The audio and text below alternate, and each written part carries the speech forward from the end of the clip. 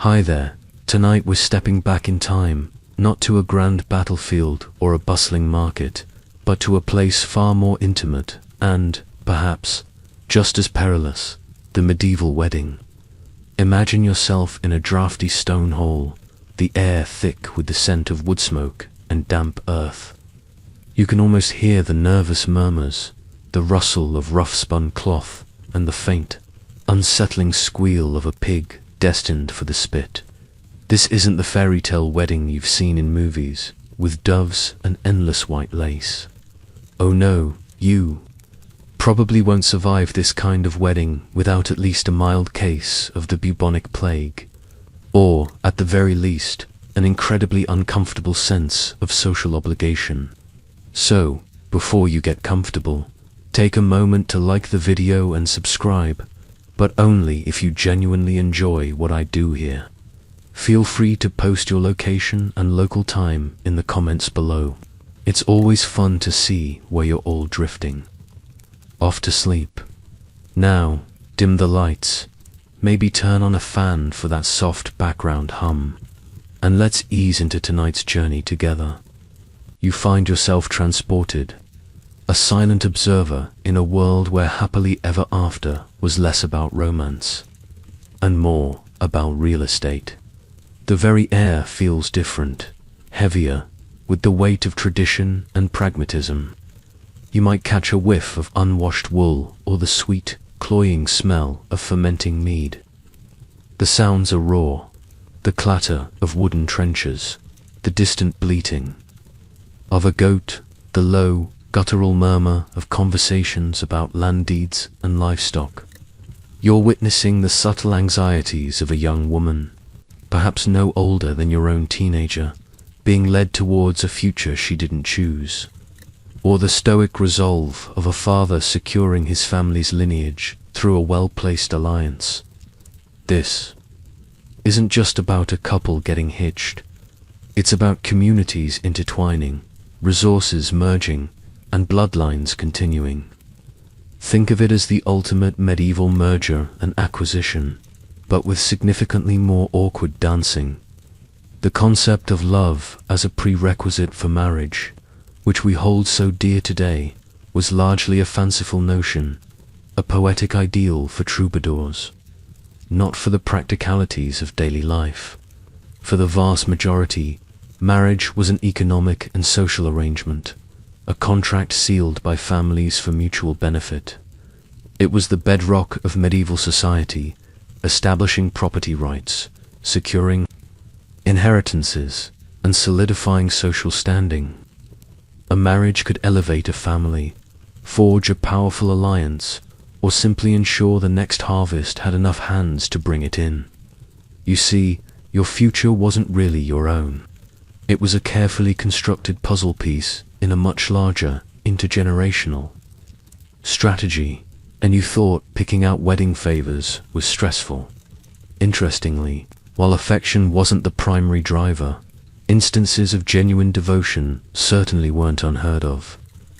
There's a quirky tidbit about some regional customs where a couple might exchange love tokens, even if their union was primarily strategic, a small gesture of personal sentiment amidst the grander machinations. But generally, the pragmatic elements trumped personal desires. Historians still argue whether such tokens represented a genuine emotional bond, or were simply a performative nod to the romantic ideals gaining traction in courtly literature. Either way, the main event was the binding of assets, not hearts. You might even find yourself wondering if any of those young brides and grooms ever secretly wished for a dragon to swoop in and whisk them away, if only to escape the endless discussions of livestock dowries. It was a time when your worth was often measured in sheep and acres, not in the sparkle in your beloved's eyes. It's enough to make you appreciate modern dating apps, isn't it? Almost. Consider the ripple effect of a single marriage contract. A lord might secure peace with a neighboring rival by marrying off his daughter, ending years of costly skirmishes. A merchant family might elevate their social standing by uniting with a landowning noble, even if the noble was, shall we say, less than charming. For peasants, a marriage might mean gaining access to more arable land, sharing labor during harvest, or simply ensuring someone was there to care for you in your twilight years. The stakes were incredibly high, much higher than choosing the right caterer. You couldn't just swipe left if things weren't working out. You were in it for the long haul, often for the benefit of generations yet unborn. The emotional landscape of these unions was incredibly complex, a tapestry woven with duty, hope, resignation, and occasionally a surprising thread of genuine connection. The societal pressure to marry was immense. Unmarried adults, particularly women, faced significant social stigma and economic hardship. Life was harsh, and a partner meant shared burdens, mutual protection, and the continuation of your family line, which was a deeply ingrained societal imperative. From a very young age, children were aware of their potential roles in these marital chess games. It wasn't about finding the one in a soulmate sense. It was about finding the one that best served your family's interests. And while we might chuckle at the idea now, the practicalities were paramount. Imagine trying to run a farm, raise children, and defend your meager possessions all on your own in a world where disease, famine, and violence were constant threats. A spouse was, quite literally, a partner in survival. Sometimes, you'd even see what looked like genuine affection develop after the marriage. A slow burn of companionship and shared experience. It wasn't the dramatic, cinematic romance we crave, but a quieter, more enduring kind of bond forged through shared hardships and triumphs. Historians still debate the true prevalence of these affectionate unions. Was it common enough to be a significant factor, or merely an exception to the rule?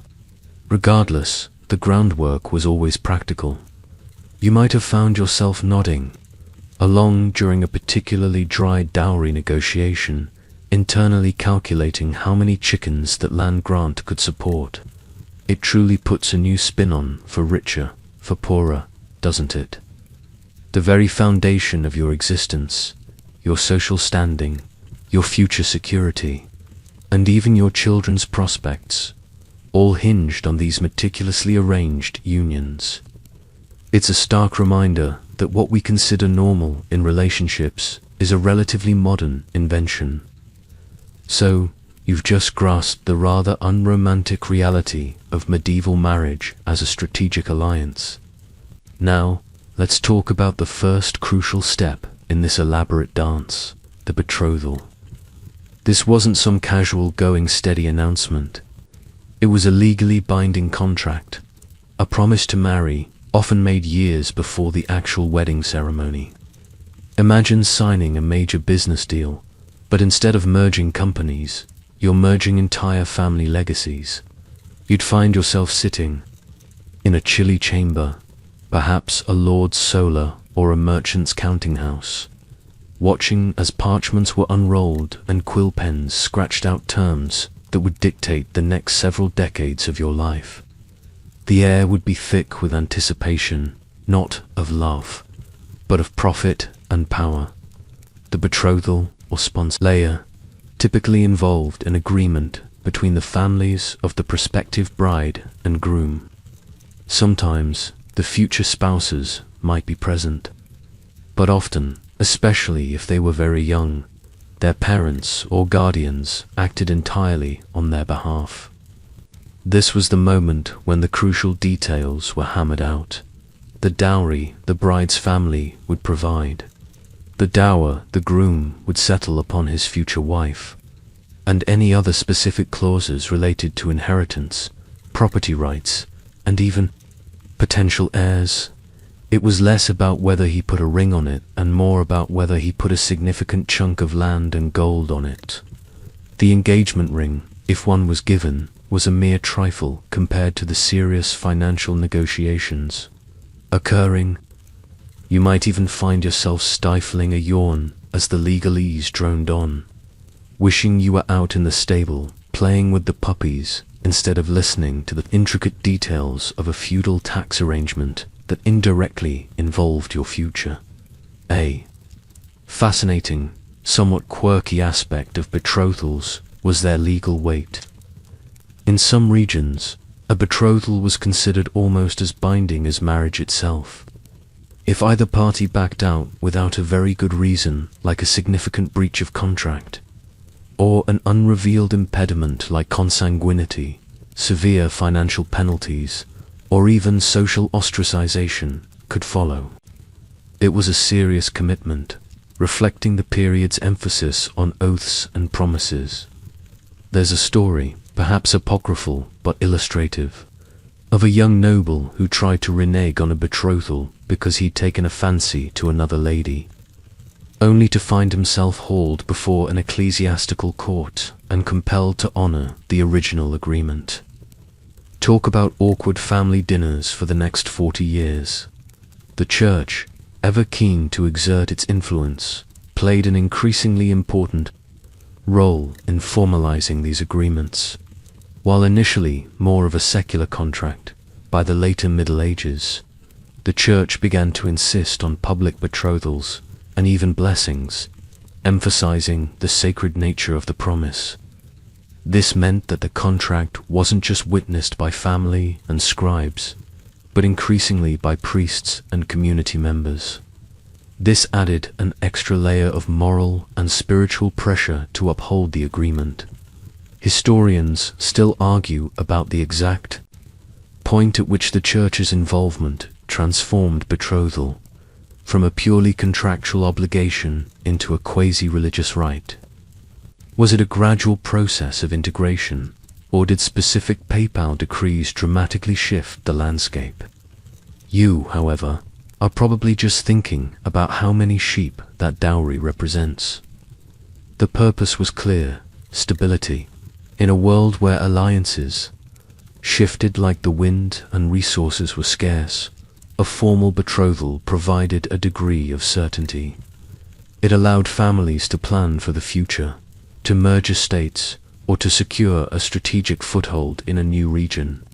For the individuals involved, it meant their future was, for better or worse, largely decided.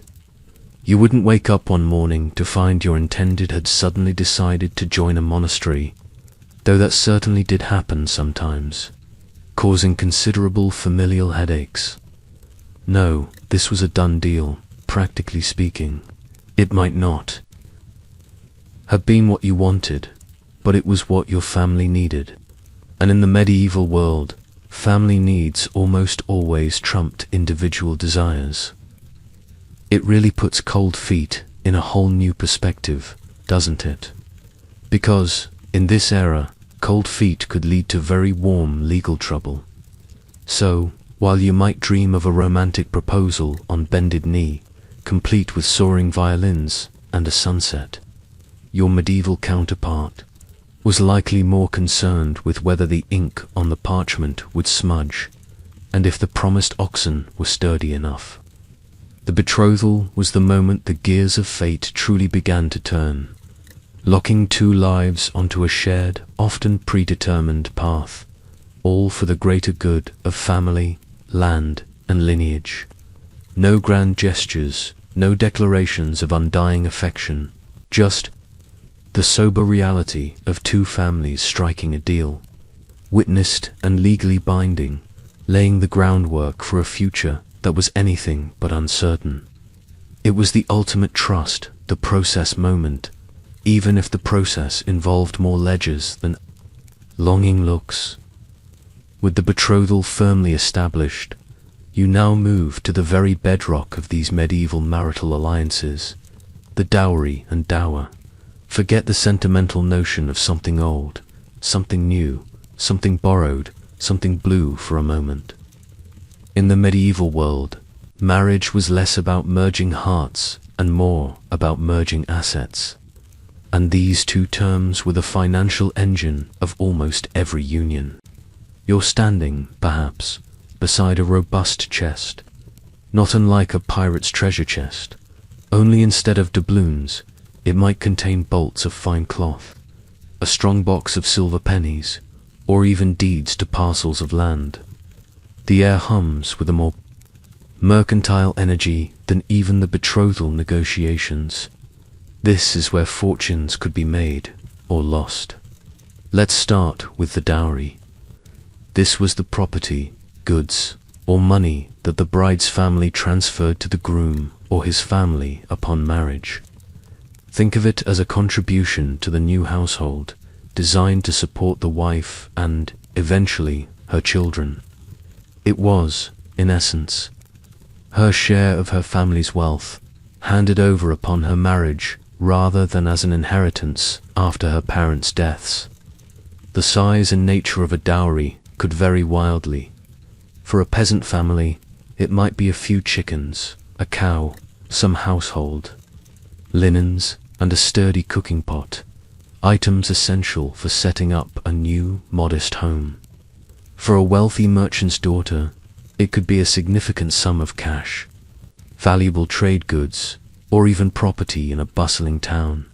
And for a noblewoman, a dowry might include entire estates, castles, or vast tracts of land, complete with their tenants and revenues. Imagine trying to explain that to your modern-day wedding planner. Yes, darling, for the dowry, we're bringing 3 villages and a fully stocked piggery. The dowry served multiple purposes.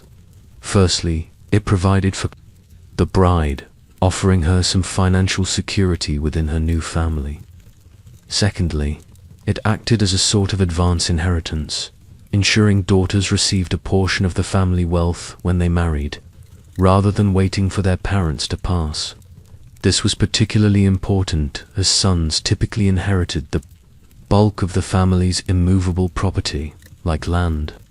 Thirdly, and perhaps most importantly, a substantial dowry could enhance a bride's desirability and elevate her social standing. A family with many daughters and a limited ability to provide large dowries faced considerable challenges in marrying them off well. Conversely, a magnificent dowry could enable a family of lesser social standing to marry into a more prestigious lineage, effectively buying their way up the social ladder. Historians still argue about whether the dowry was primarily a form of female inheritance or a payment for a husband, but its practical impact on medieval life is undeniable. Now, let's pivot to the dower, not dowry. Mind you, easy to mix up, isn't it? The dower was the portion of the husband's property that was settled on his wife at the time of marriage, specifically for her maintenance should she become a widow. This was incredibly important, providing a vital safety net for women in an age where their legal and economic rights were often limited. If her husband died, the dower ensured she wouldn't be left destitute. It usually consisted of a life interest in a specific portion of his lands or other assets, meaning she could use the income from them for her lifetime, but she couldn't sell them or pass them on to her own heirs. Upon her death, the dower lands would revert to her husband's family or his rightful heir. The dower was a powerful legal instrument. It was typically specified in the marriage contract and was legally protected even from the husband's debts. This meant a widow, even if her husband had mismanaged his affairs, often had guaranteed income. It was, in effect, medieval pension planning, but with more cows and less paperwork. A common dower amount was 1/3 of the husband's lands, a tradition that echoed Roman and Germanic legal practices. You might imagine a scene where, perhaps years after the wedding, a newly widowed countess, dressed in her somber weeds, sternly reminds her late husband's brother that those specific fields and that manor house are hers for the duration of her natural life. "Thank you very much." She wouldn't be doing it out of spite, but out of necessity and legal right. There's a quirky tidbit about dower, which was a symbolic dower declared at the church door immediately after the wedding ceremony. This public declaration served to make the dower known to all, reinforcing its legal standing and discouraging any future disputes. It was a bit like shouting your financial plan from the rooftops, just to make sure everyone got the memo. You can almost hear the murmurs of approval from the local gossips, noting the generosity or parsimony of the groom. The intricate dance between dowry and dower highlights just how deeply financial considerations permeated medieval marriages. Love might be a modern aspiration, but land, livestock, and security were the true currency of commitment. Without these foundational economic arrangements, the entire social fabric of the time would unravel. Historians still grapple with whether the dower, in practice, always provided adequate security for widows, given the often precarious nature of land tenure and the constant threats of war and disease. But for you, watching these exchanges, it's clear medieval weddings were truly the original power suits, tailored not from cloth, but from property and promises. Having navigated the complex financial currents of dowry and dower, you now come face to face with perhaps the most pivotal and least romantic aspect of medieval marriage: the choosing of a spouse. Forget dating apps, speed dating, or even meeting someone cute at a local festival. In this era, the decision of who you would marry was almost never yours. Instead, it was a strategic hand played by your family, with consequences far beyond your personal happiness. You might feel a pang of sympathy for the young man or woman whose fate is being decided over a goblet of ale and a map. Their personal desires utterly secondary to the grander scheme. For noble families, marriage was a potent tool for political maneuvering and the accumulation of power. A daughter could be married off to seal a peace treaty, forging an alliance with a former enemy and preventing costly future wars. A son might be wed to an heiress, instantly expanding the family's landholdings and increasing their wealth. Imagine two powerful lords, their faces grimly serious, poring over genealogies and maps, discussing their children as if they were pawns on a chessboard. "My daughter, Lady Eleanor, is a fine match for your eldest, Sir Reginald. She brings with her the fertile lands of Greymore and a detachment of 20 loyal knights." The children, meanwhile, might not have even met, or if they had, it was likely at a formal gathering where they were instructed to behave impeccably, certainly not to flirt. Peasant families, while operating on a much smaller scale, also saw marriage as a practical arrangement. A marriage could mean gaining an extra pair of hands for the farm, sharing livestock, or combining small, scattered land plots into a more manageable holding.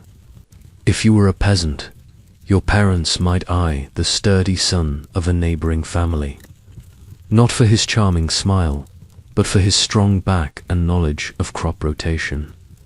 A daughter might be sought for her skill at weaving or her ability to manage a household efficiently.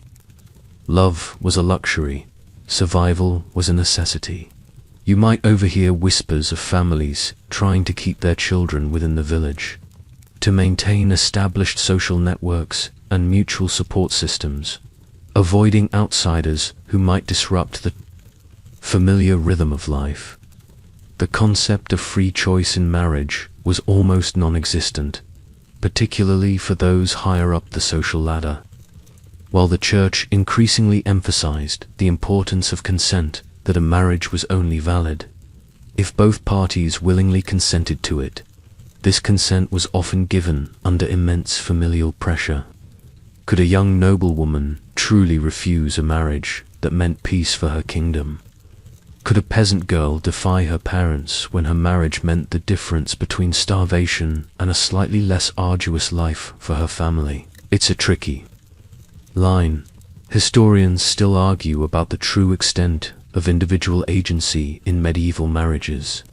Was consent genuinely given, even under duress, or was it often a mere formality? You're left to ponder the silent battles fought within these arranged unions. The internal struggles against a preordained fate. Sometimes a family might even betroth children when they were infants, perhaps even before they could walk or talk. This ensured the alliance was set in stone early, preventing other families from swooping in. The children would then grow up knowing their destiny, their future spouse a predetermined fact of their existence.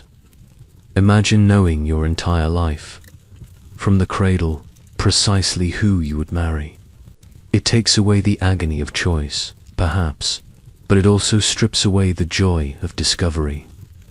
There's a quirky anecdote about a noble lord who, having arranged his infant daughter's marriage, then proceeded to swap her with his niece for purely strategic reasons when the niece proved to be of more beneficial lineage. His daughter was none the wiser until much later in life, a rather extreme example of parental proxy decision-making. The decision-making process was usually a slow, deliberate one, involving extensive negotiations between the heads of families. Genealogies would be scrutinized for any hint of consanguinity, blood relation, which was a barrier to marriage in the eyes of the church. Potential inheritances would be calculated, and social standings meticulously weighed. It was less like a romantic courtship and more like an audit. The well-being of the entire lineage, and sometimes the entire feudal domain, rested on making the right match. You might find yourself observing these solemn proceedings, feeling a strange mix of relief that such burdens aren't yours, and a profound sense of the human cost of such rigid societal structures. The chosen spouse was not just a partner, they were an investment, a political statement, and a crucial link in the chain of continuity. So, your family has meticulously chosen your future spouse, weighing every asset and alliance. Now, let's delve into an aspect of medieval marriage that often raises modern eyebrows: the age of consent. When you picture a wedding, you probably imagine adults, perhaps in their 20s or 30s, ready to embark on a life together. But in the medieval era, the idea of an adult bride or groom was, shall we say, a bit more flexible. You might feel a chill run down your spine as you realize just how young some of these individuals were. Their childhoods cut short by the demands of lineage and property. The mainstream historical fact here is that the official canonical church age of consent for marriage was surprisingly young: 12 for girls and 14 for boys. Yes, you heard that right. 12 and 14. This wasn't some fringe custom. It was the widely accepted legal standard across much of medieval Europe. The church, while emphasizing the importance of consent, clearly defined it at an age that we would today consider childhood.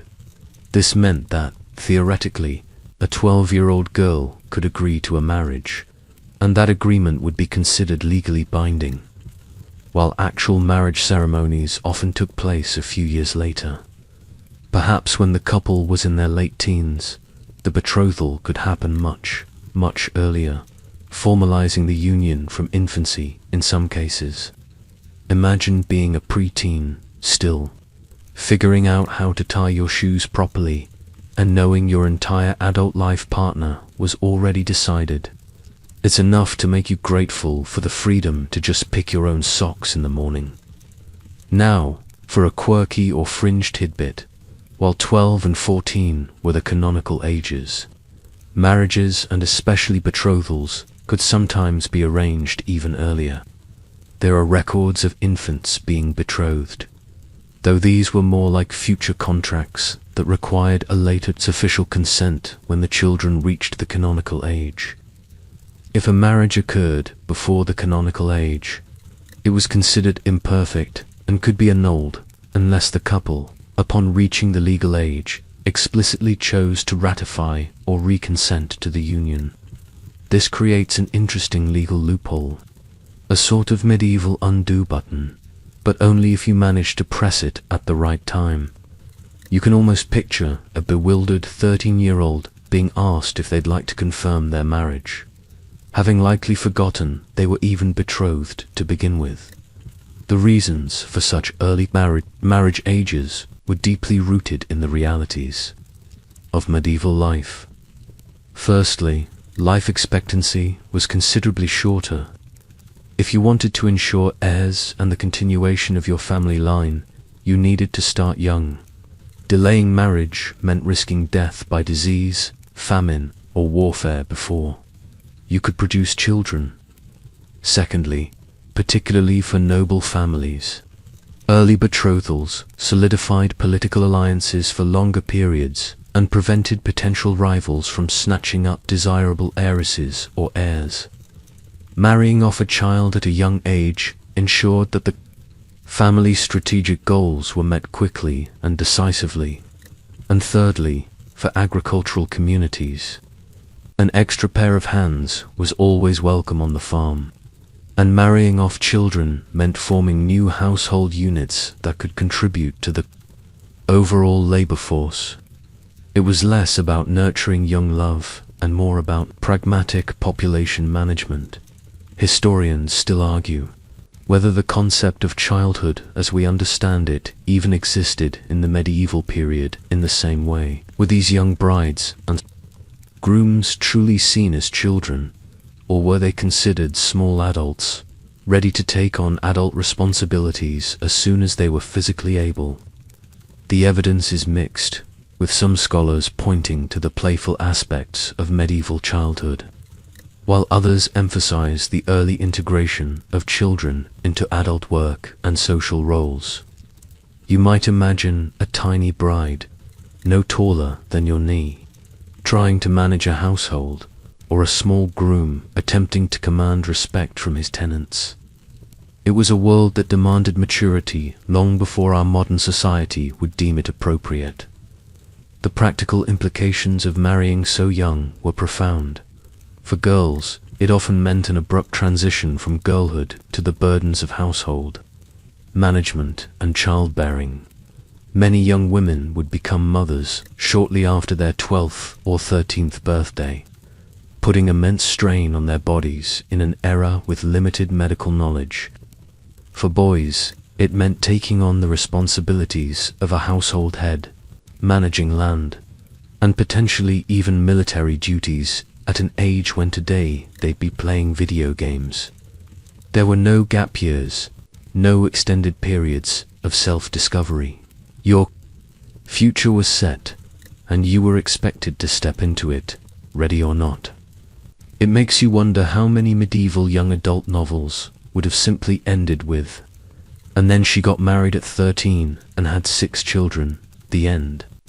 A real page-turner, I'm sure.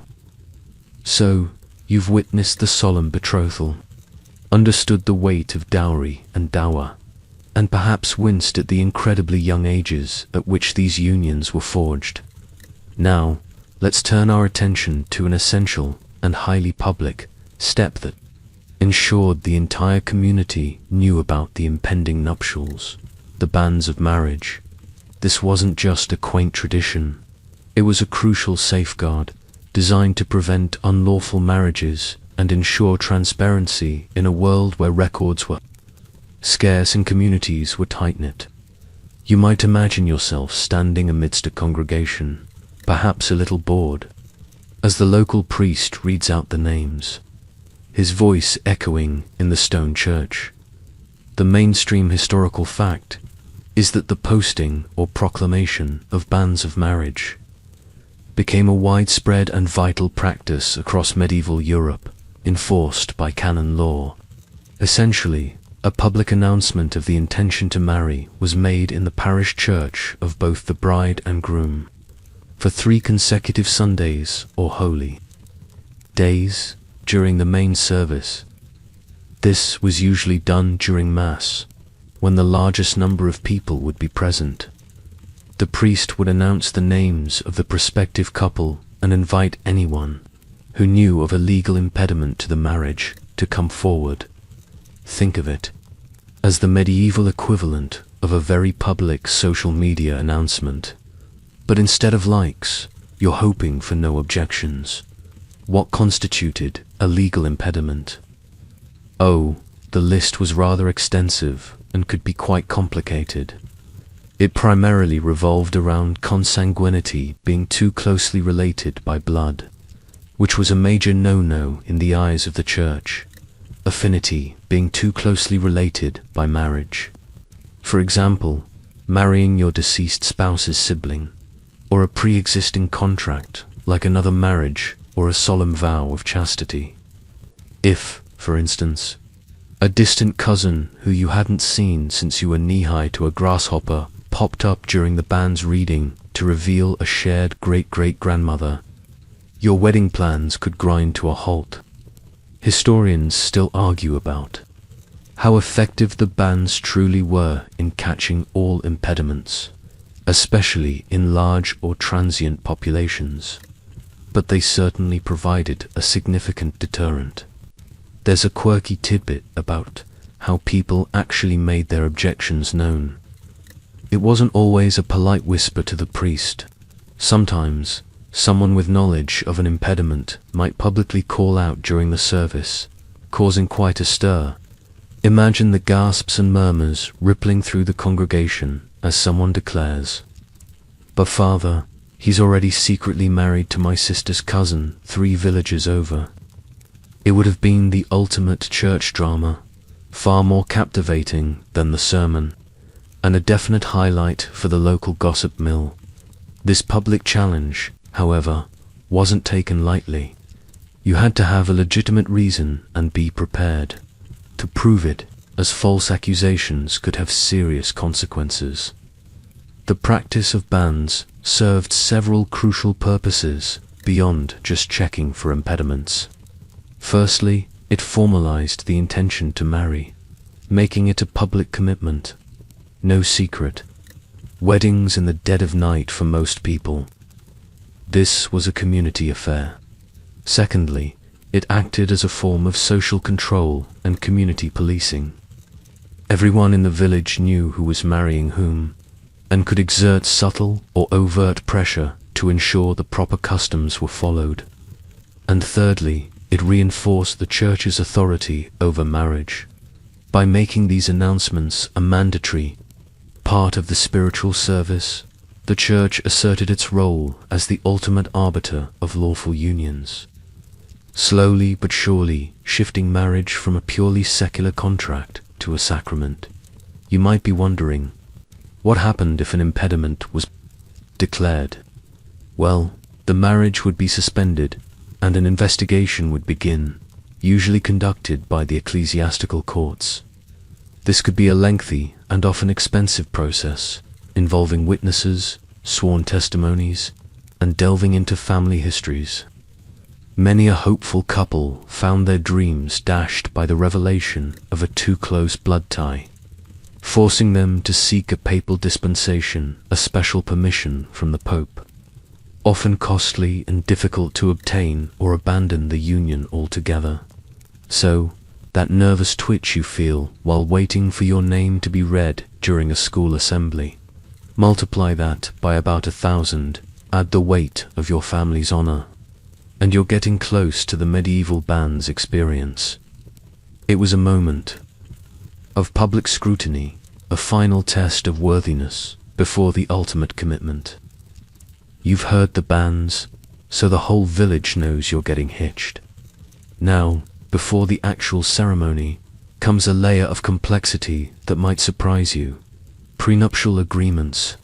You probably think of these as a very modern invention, something for wealthy celebrities or those with multiple divorces under their belt. But in the medieval world, these contractual arrangements were quite common, particularly among the propertied classes, and they were far from casual. You're now witnessing the meticulous nature of medieval legal minds, ensuring every last sheep and every last acre is accounted for. The mainstream historical fact is that detailed written contracts, specifying the financial arrangements of a marriage, were prevalent throughout the Middle Ages, especially for noble and wealthy merchant families. These were essentially marriage settlements, meticulously laying out the dowry from the bride's side and the dower or jointure from the groom's side. Remember that dower we talked about, the provision for the wife if she became a widow. These prenuptial agreements detailed precisely which lands, revenues, or goods would constitute that dower. They also often stipulated what would happen to the dowry in various scenarios, such as if the bride died without heirs, or if the marriage was annulled. It was a rigorous exercise in risk management, medieval style.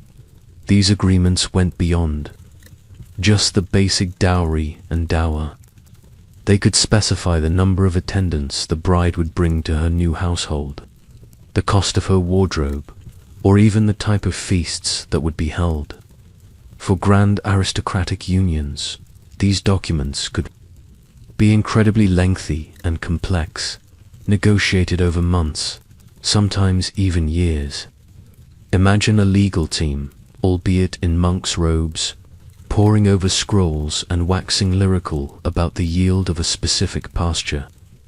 Every possible contingency was considered, from the distribution of personal property to the upbringing of future children.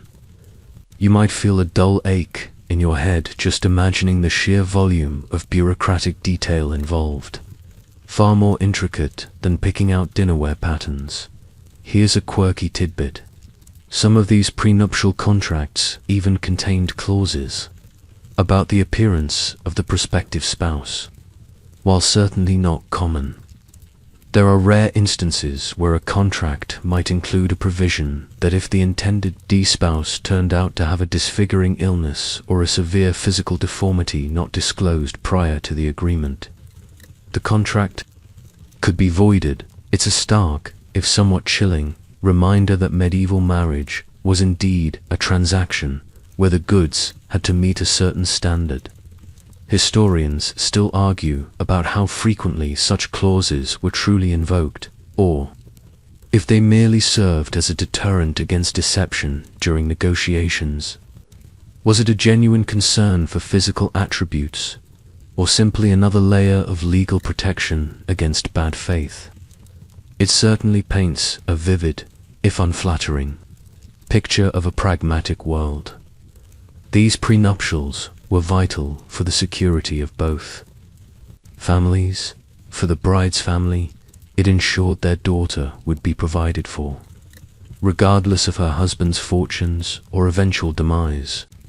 For the groom's family, it clarified the assets being brought into the marriage and protected their own inheritance by specifying which properties were destined to support the wife and which would remain strictly within the husband's lineage. It minimized disputes over property, which were a constant threat in a society where land was power.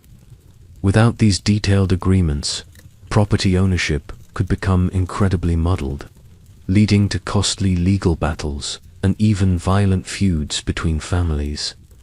You'd find the language in these documents to be formal and precise, filled with legal Latin phrases and archaic terms for property and inheritance. Scribes, often monastic, would meticulously hand-copy these agreements onto durable parchment, sealed with the impressive wax seals of the negotiating parties.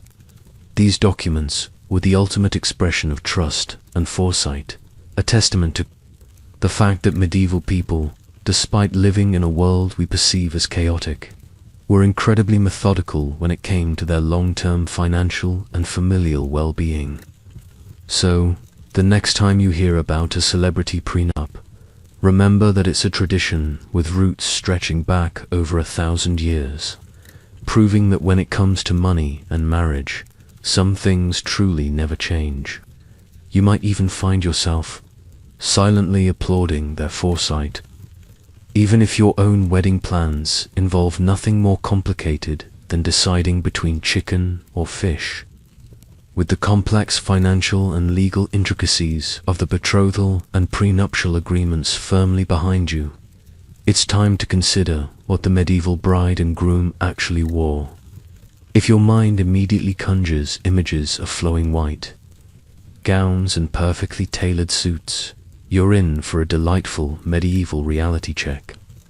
Wedding attire then was less about grand display and more about symbolism, not sparkle.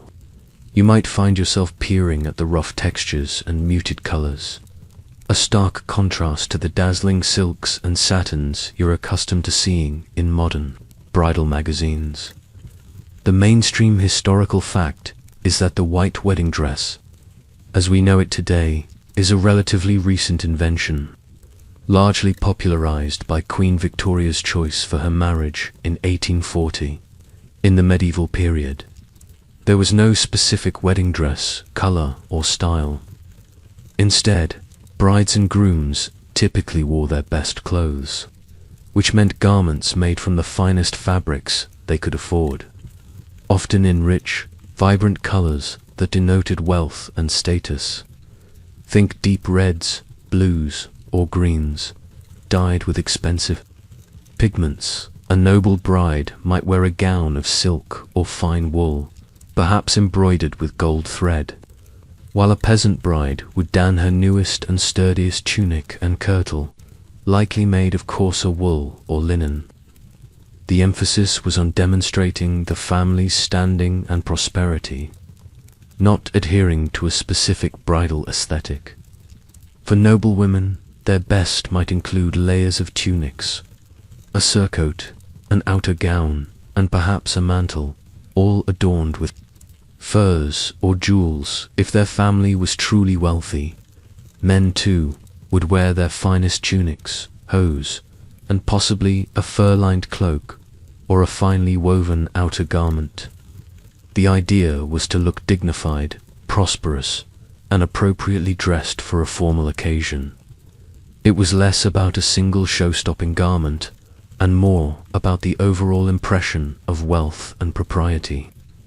You'd likely see more practical considerations at play than fashion trends, like the need for warmth in an unheated hall, or durability for a garment that might serve as Sunday best for years to come. Here's a quirky tidbit.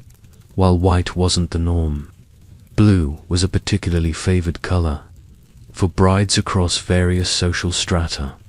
Why blue? Because blue symbolized purity, fidelity, and the Virgin Mary. So, a bride wearing blue was subtly invoking spiritual blessings and broadcasting her virtuous intentions. It was a popular choice, though certainly not mandatory.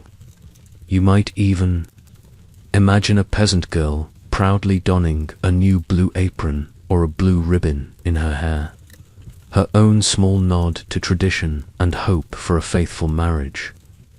This subtle symbolism often went unnoticed by us modern folk, obsessed with the meaning of every modern choice. But it was deeply ingrained in the medieval mindset. Beyond color, specific accessories often carried significant symbolic weight. A wedding veil, though not necessarily white, was common and symbolized modesty and purity. For noble women, elaborate headwear, like a circlet or a jeweled headdress, could signify her status. The groom might wear a special belt or a cap. Flowers and herbs, particularly those associated with fertility and good fortune like rosemary or myrtle, were often incorporated into the attire or carried by the couple and their attendants. These weren't merely decorative. They were believed to offer protection against evil spirits or bring blessings to the union. You might notice a small pouch of fragrant herbs tucked into a bride's sleeve, or a sprig of rosemary pinned to a groom's tunic. Tiny talismans against the uncertainties of life. Historians still argue about the true extent to which individuals had input into their wedding attire, especially for arranged marriages. Was it entirely dictated by family, tradition, and financial means, or did personal preferences sometimes manage to creep into the choices, even for minor details, while the ultimate decisions were likely made by the family heads?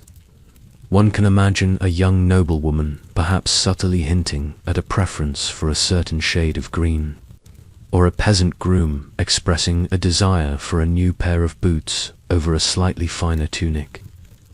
Regardless, the overarching goal was to present the family in the best possible light, demonstrating their status and seriousness of intent through the quality and symbolism of the clothing.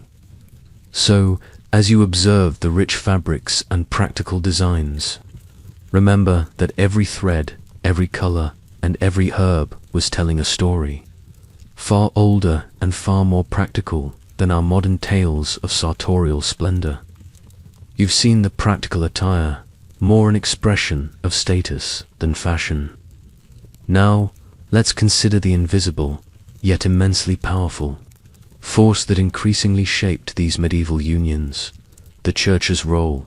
In the early Middle Ages, marriage was largely a secular, contractual affair, often arranged and witnessed within families. But as the centuries progressed, the Church steadily exerted its influence, transforming marriage from a mere civil agreement into a sacred sacrament, a holy bond blessed by God.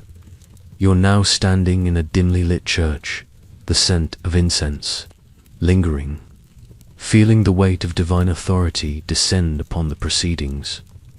The mainstream historical fact is that by the 12th century, the Church had firmly established marriage as one of the 7 sacraments. This meant that for a marriage to be considered valid and legitimate, it required more than just the consent of the families and the exchange of property. It also needed to be performed or at least blessed by a priest. This was a monumental shift.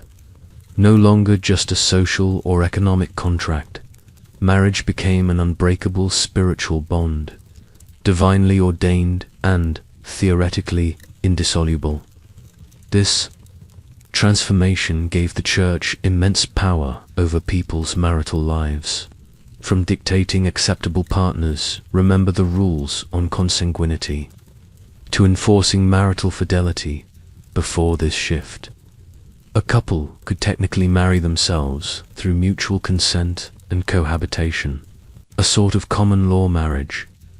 While this remained somewhat recognized, the Church increasingly pushed for formal ceremonies within consecrated ground, presided over by a cleric.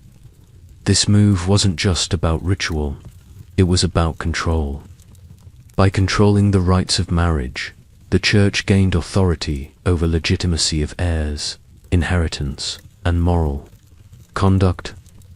You might observe the subtle shift in power dynamics. As family heads, once sole arbiters, now defer to the authority of the local priest or bishop, their secular agreements needing the stamp of divine approval. Here's a quirky tidbit to further assert its authority. The Church eventually mandated that marriages should take place at the church door or within the church porch, rather than within the private homes of the families. This made the ceremony a public event, witnessed by the community, and ensured a priest was present to bless the union. It was a visible demonstration of the Church's claim over matrimony. Imagine a nervous young couple standing on the cold stone steps, perhaps a few curious villagers peering over their shoulders, as the priest recites the Latin blessings. This wasn't just about convenience. It was a carefully orchestrated display of spiritual power, ensuring that everyone knew who was truly in charge of defining what a marriage was. The Church also rigorously enforced rules regarding impediments to marriage, like degrees of kinship. Marrying a distant cousin, something perfectly acceptable in some cultures, was strictly forbidden without a special dispensation from the Pope, which was often costly and difficult to obtain. These rules, while sometimes seemingly arbitrary, served to prevent powerful families from consolidating too much wealth and influence through endless intermarriage. They also, arguably, promoted wider social connections.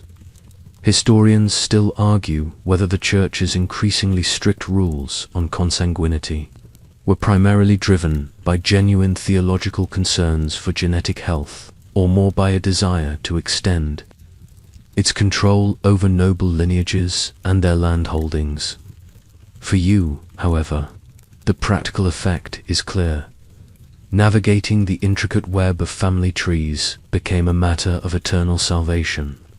Not just social etiquette, the Church's role extended beyond the wedding day itself. It sought to regulate marital life, promoting fidelity and condemning bigamy or adultery.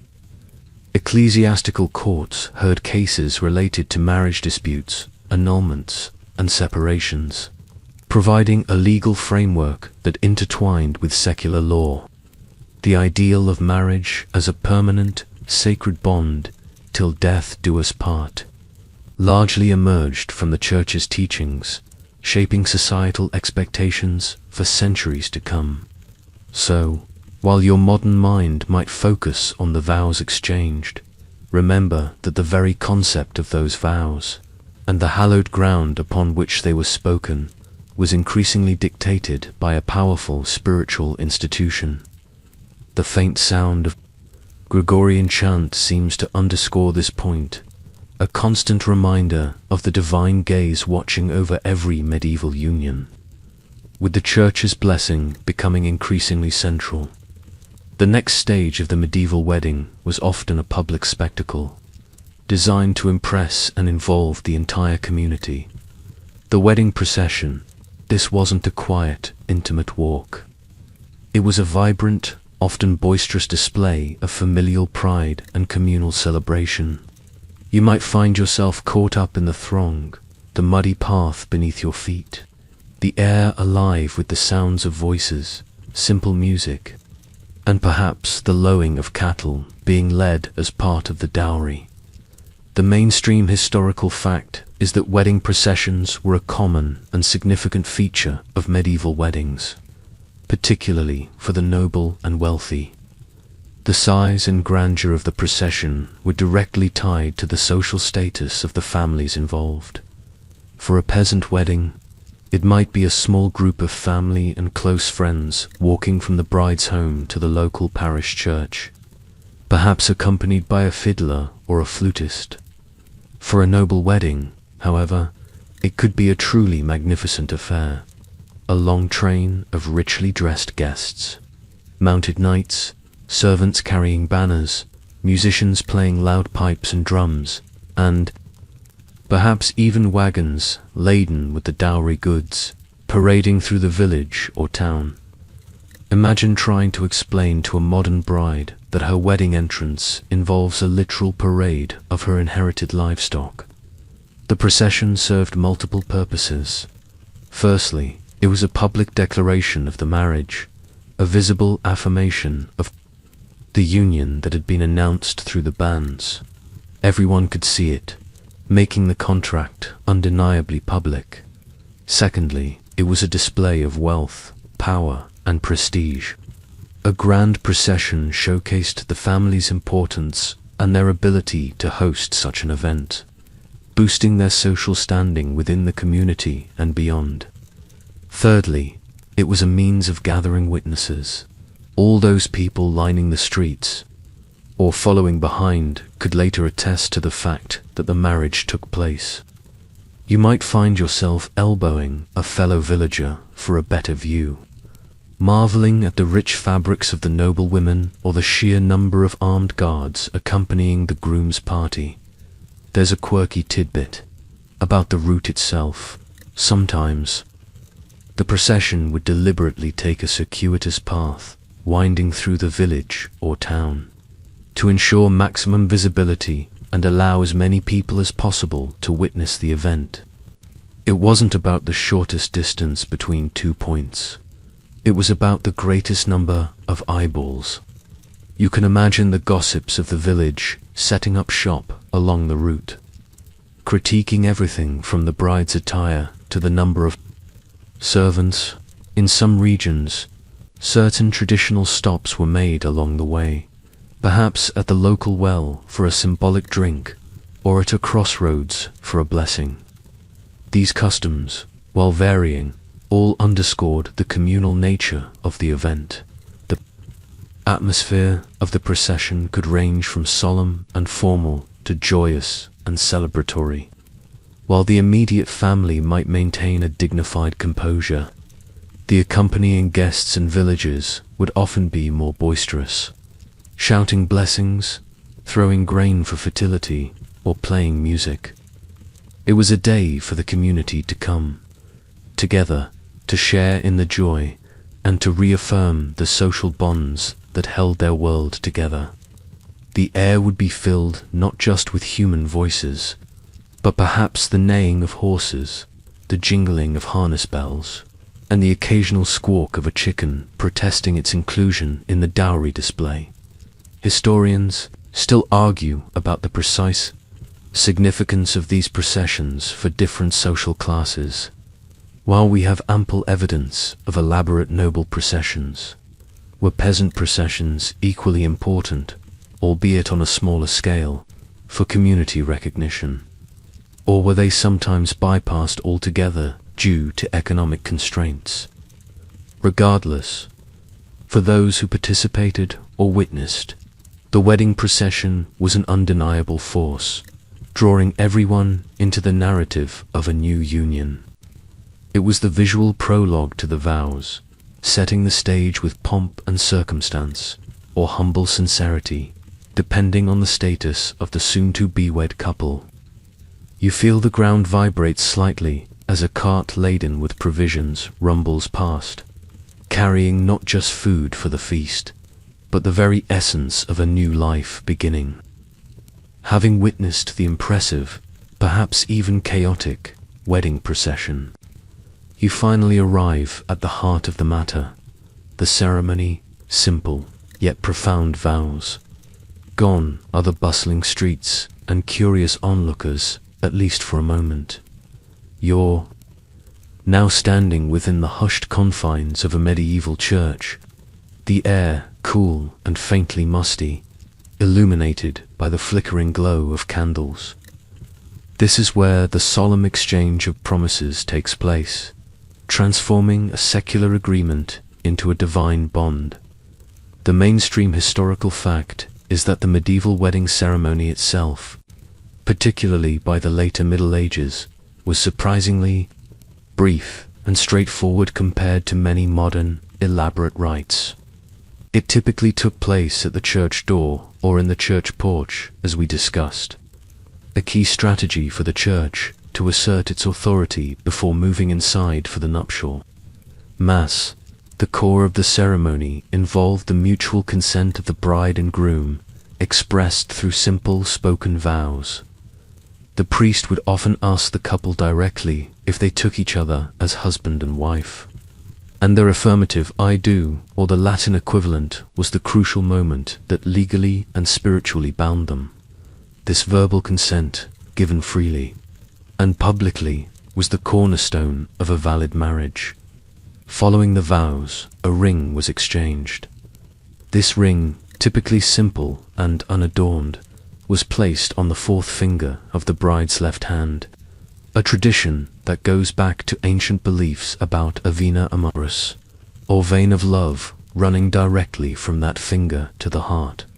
It was a tangible symbol of the marital bond, a public declaration of her new status. Sometimes, a ring might also be given to the groom, though this was less universal.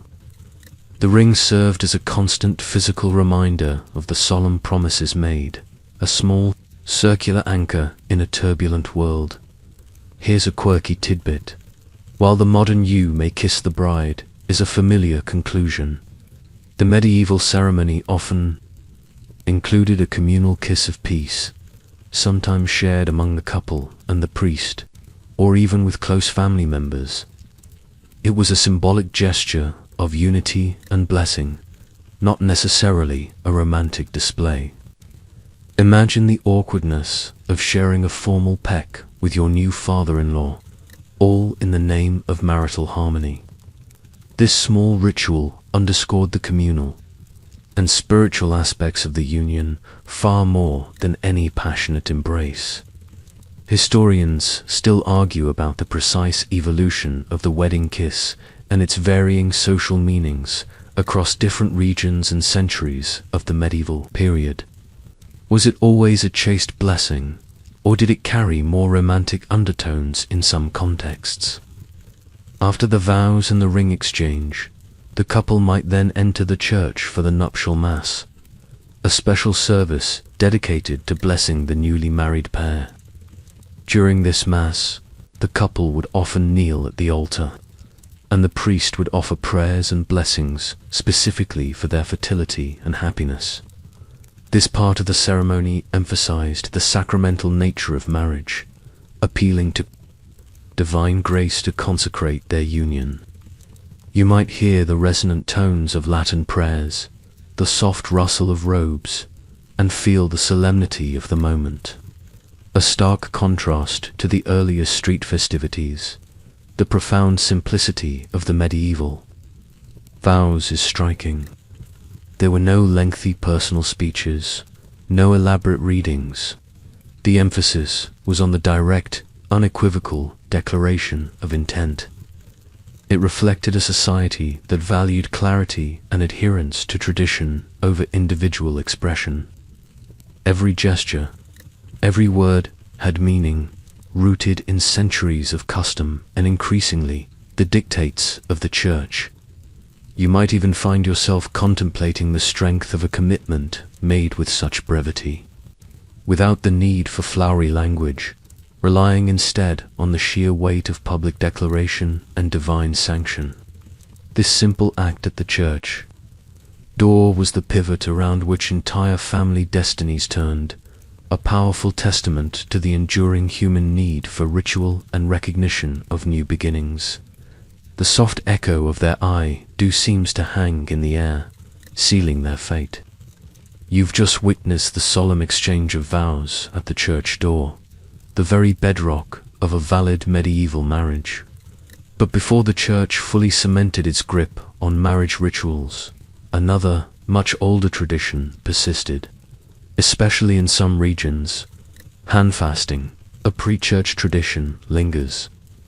This ancient custom highlights the fascinating blend of pagan roots and emerging Christian influence that characterized much of medieval life.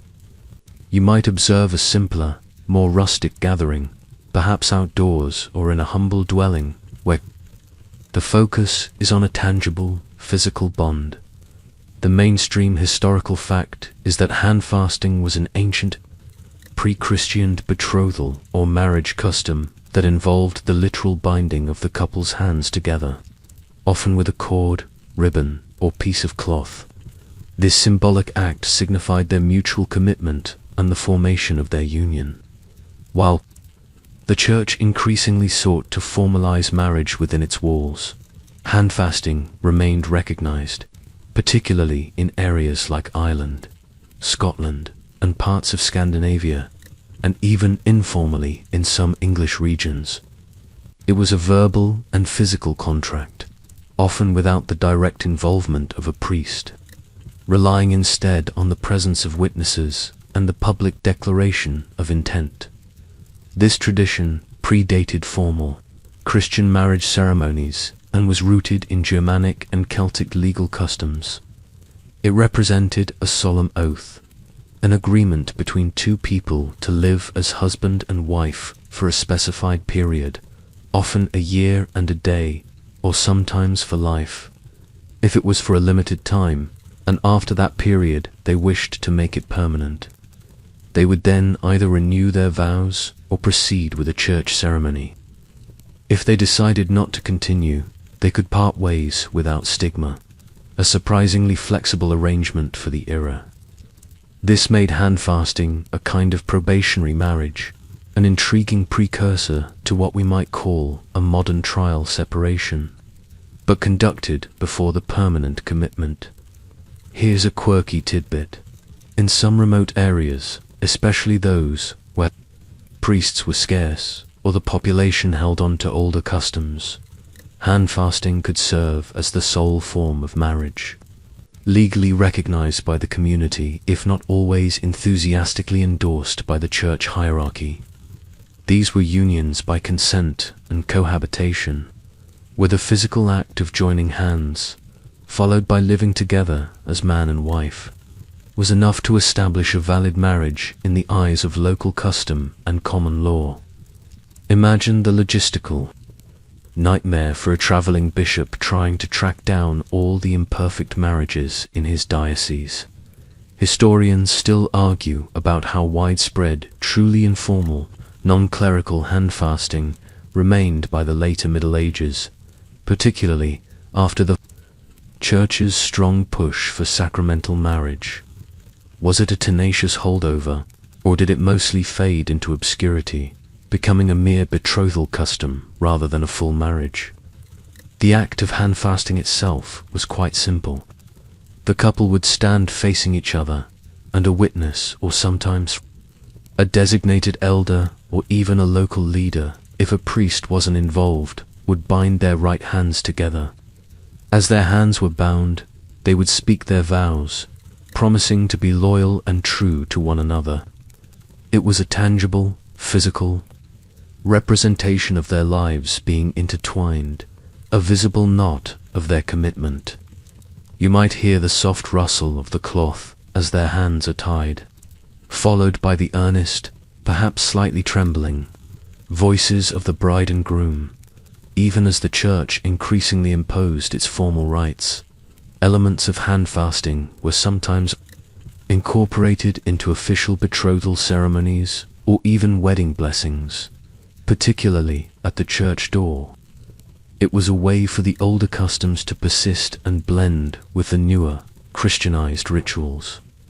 This shows the remarkable adaptability of medieval society, where ancient traditions weren't simply erased but often subtly woven into the fabric of evolving practices. So, while the grand cathedrals might dominate your view of medieval religion, remember that underneath, in the quiet corners and remote villages, older, more earthy customs like hand fasting continued to echo, reminding you that not every medieval union began with bell towers and Latin liturgy. You've explored the physical act of hand fasting and the solemnity of church vows. But whether the ceremony was simple or grand, at the heart of its validity, beyond divine blessing or family contract, lay one undeniable element: witnesses, crucial for legal standing. In a world without widespread birth certificates, national registries, or digital archives, the presence of reliable witnesses was the ultimate stamp of legitimacy for a medieval marriage. You might find yourself positioned amongst a small cluster of solemn-faced individuals, their eyes keenly observing every gesture and listening to every word, knowing their testimony could one day be vital. The mainstream historical fact is that the presence of witnesses was absolutely essential for a medieval marriage to be considered valid and enforceable, both by secular and ecclesiastical law. A marriage, even one performed with mutual consent, could be challenged if there were no credible witnesses to attest to its occurrence. These witnesses weren't just decorative. They were the living memory and legal record of the union. They could be called upon, sometimes years later, to confirm that the vows were spoken, the consent was given, and the customary rituals were performed. Imagine being called to court decades after a wedding to swear on your life that you saw Lady Eleanor say "I do too, Sir Reginald," and not "I'd rather eat stale bread." For this reason, families would carefully select their witnesses. These were typically respected members of the community, close relatives, or trusted friends whose word carried weight. Their social standing and good reputation added credibility to their testimony. For noble weddings, witnesses might include other lords, influential clergy, or prominent merchants. For peasant weddings, it would be the village elders, the parish priest, or perhaps the local miller and blacksmith. The more important the marriage, the more important the witnesses. You might see them nodding sagely, their faces reflecting the gravity of their role, knowing they were participating in the creation of a new, legally recognized entity. Here's a quirky tidbit. To ensure the witnesses remembered the event clearly, especially if they were commoners who might not be accustomed to formal proceedings, there were sometimes rather memorable and slightly jarring traditions. In some regions, a witness might be given a small, symbolic slap or even a gentle box on the ear at the wedding. The slight pain meant to help them remember the day for years to come. Imagine trying to explain that to your lawyer when preparing for a deposition. Historians still argue about the true prevalence and efficacy of such physical memory aids. Were they genuinely helpful, or simply a folk custom meant to add a touch of levity or perhaps bewilderment to an otherwise serious occasion? You're left to wonder if the priest ever accidentally slapped the wrong person. Beyond simply remembering the event, witnesses also served as a kind of moral guarantor. Their presence publicly acknowledged the union, making it harder for either party to deny the marriage later or to claim a pre-contract with another individual. It was a communal safeguard against deception and bigamy. In an era where communication was slow and records could be lost, human testimony was paramount. The act of witnessing was a reciprocal agreement. You vouched for the couple, and in turn, the community implicitly vouched for you. You can almost feel the quiet tension as the priest or officiant looks directly at the witnesses, perhaps even calling out their names, implicitly acknowledging their future role. Their nods, their solemn expressions, are as important as the vows themselves. Without them, the carefully constructed legal and social edifice of the medieval marriage could crumble. So, the next time you're asked to be a witness at a modern wedding, spare a thought for your medieval counterparts, whose role was not just ceremonial, but foundational to the very legitimacy of the union. They weren't just guests, they were the human archives of the time, carrying the weight of matrimonial truth on their shoulders. With the vows exchanged and the witnesses confirmed, the solemnity of the church gives way to a much livelier affair, feasting the stomach of the celebration. This wasn't just a polite meal. It was often the most extravagant and memorable part of the medieval wedding, a lavish display of generosity and a crucial element of communal bonding. You find yourself immersed in a cacophony of sound, laughter, shouted conversations, the clatter of wooden trenchers, and perhaps the enthusiastic slurping of mead. The air is thick with the tantalizing aroma of roasting meats, herbs, and warm bread. The mainstream historical fact is that the wedding feast, often called the wedding breakfast, even if held in the afternoon, was an indispensable part of medieval marriage celebrations across all social classes. For the nobility and wealthy merchants, these feasts could be truly monumental affairs, lasting for days, involving dozens of courses, and requiring vast quantities of food and drink. Imagine whole roasted animals, boars, venison, swans, peacocks, often redressed in their feathers for display, laid out on enormous tables. There would be pies filled with various meats, elaborate jellies, spiced bread, and sweet treats. The goal was to impress, to display wealth and hospitality, and to cement the social standing of the families involved. The sheer logistics of preparing such a feast in a medieval kitchen, without modern refrigeration or appliances, is a feat in itself. For peasants, the feast would be more modest but no less important.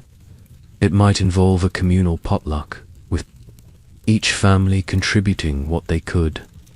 A freshly baked loaf, some cheese, a stew made from the leanest cuts of meat, and plenty of local ale or cider. While the fare was simpler, the spirit of celebration and community was just as strong. It was a rare occasion for everyone to eat their fill, to enjoy rare delicacies, and to escape the usual dietary monotony. You might see a sturdy table set up in the village square, laden with simple but plentiful fare, the villagers' faces glowing with contentment and the warmth of shared merriment. The feast served several crucial functions beyond mere sustenance. Firstly, it was a symbolic act of generosity and hospitality, demonstrating the host family's ability to provide and care for their guests.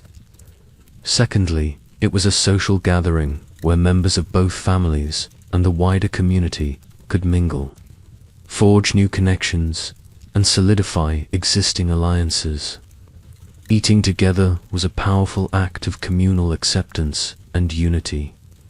Thirdly, it was an opportunity for celebration and revelry, releasing the tension of the formal ceremony and ushering in a period of joy.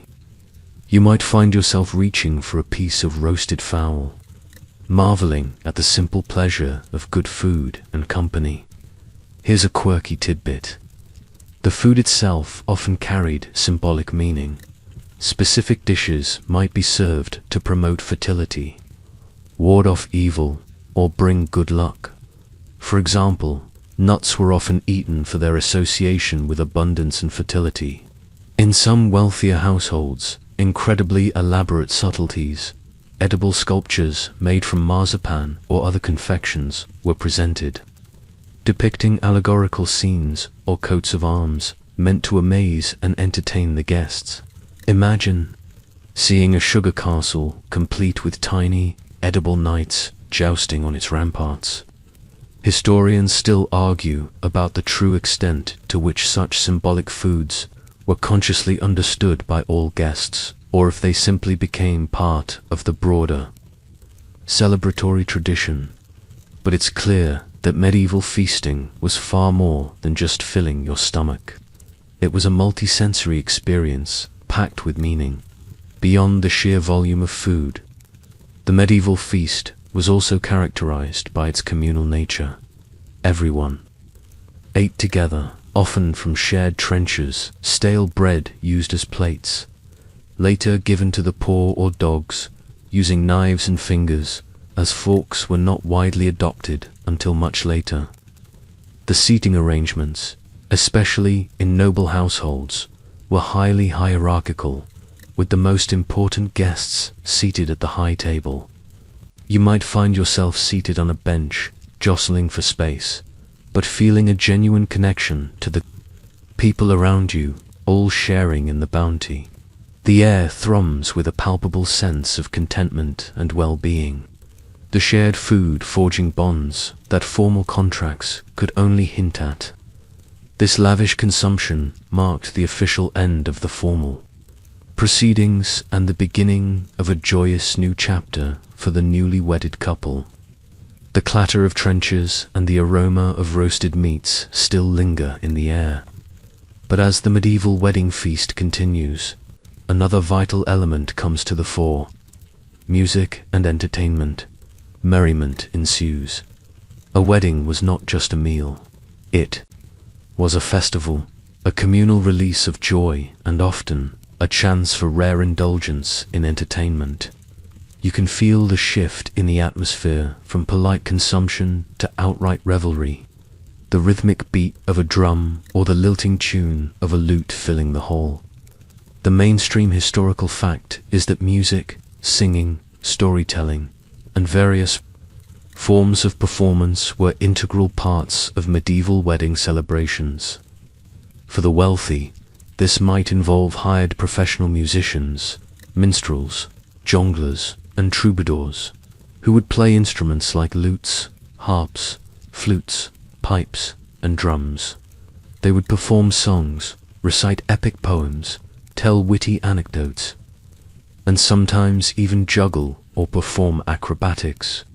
The goal was to keep the guests entertained for hours, providing a sophisticated backdrop to the feasting and conversation.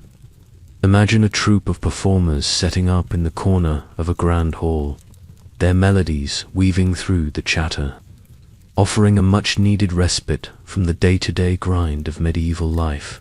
For peasant weddings, the entertainment would be simpler, but no less heartfelt.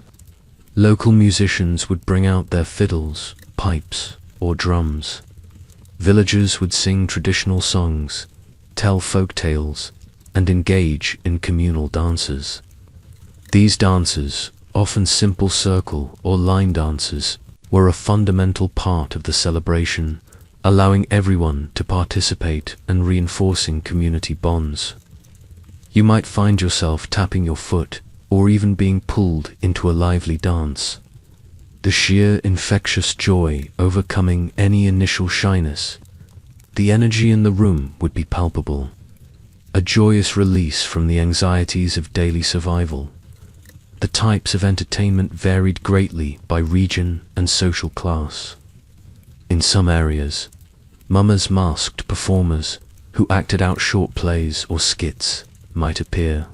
In others, particularly at noble courts, there might be more elaborate displays, such as mock jousts or hunting demonstrations on the grounds outside. The castle, the aim was always to create an atmosphere of festivity and abundance, allowing guests to temporarily forget their worries and immerse themselves in the celebration. It wasn't just about making noise. It was about creating a shared experience of collective happiness. Here's a quirky tidbit. Sometimes, jesters or fools were employed, not just for their comedic value, but also for their perceived ability to ward off evil spirits. Their antics and laughter were believed to create a joyful noise that would scare away any malevolent entities that might wish ill upon the newlyweds. So, while you might laugh at their jokes, their presence had a deeper, more superstitious purpose. Historians still argue about the precise line between genuine entertainment and superstitious ritual in many medieval customs. Was the jester truly considered a supernatural guardian, or was that explanation merely a convenient excuse to enjoy some bawdy humor? You're left to wonder if the bride secretly slipped the jester an extra coin, just in case. Games and playful activities were also common. These could range from simple riddles and storytelling competitions to more vigorous outdoor games for the younger attendees, such as wrestling or races. For the adults, drinking games and dice games were popular pastimes, contributing to the convivial atmosphere. The consumption of ale, wine, and mead would flow freely, loosening tongues and encouraging merriment.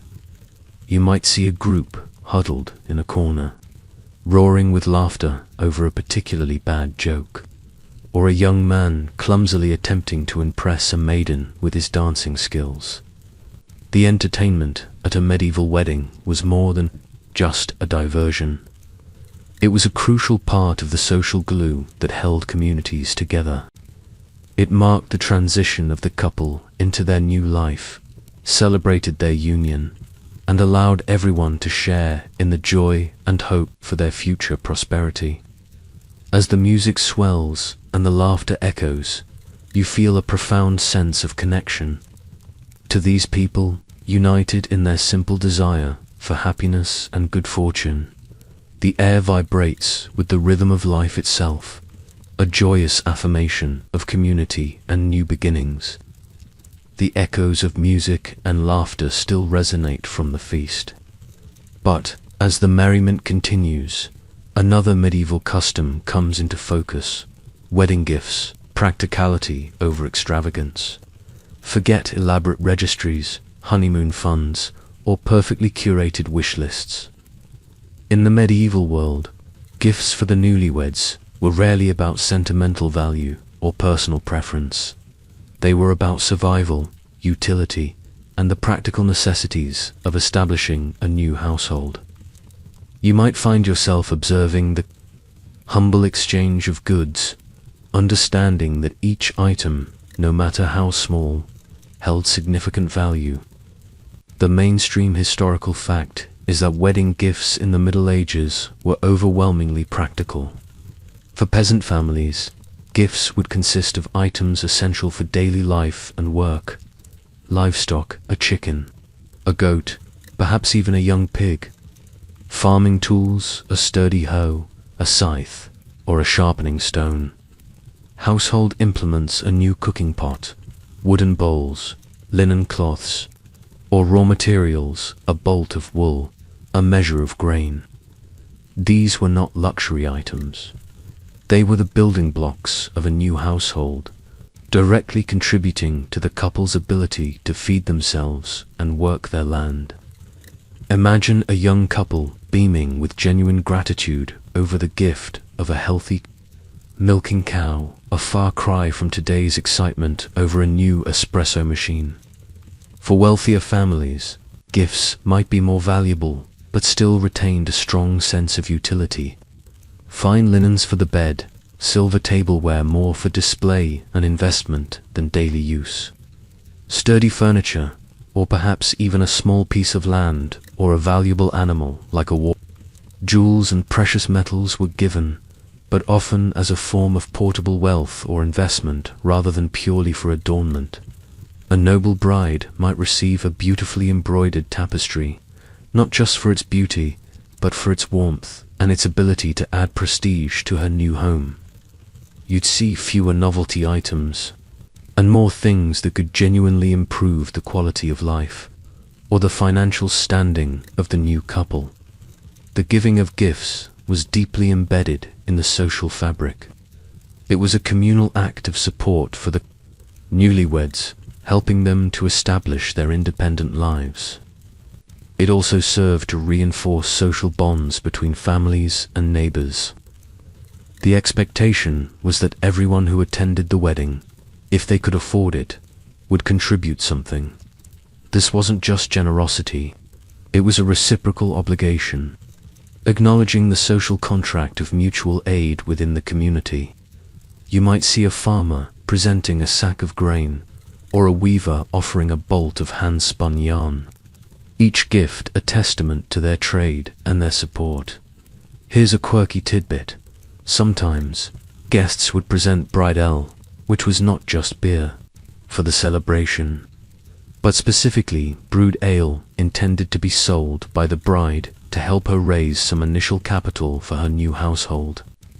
This was a direct, entrepreneurial form of gift-giving, transforming the celebration into a small fundraiser for the couple's future.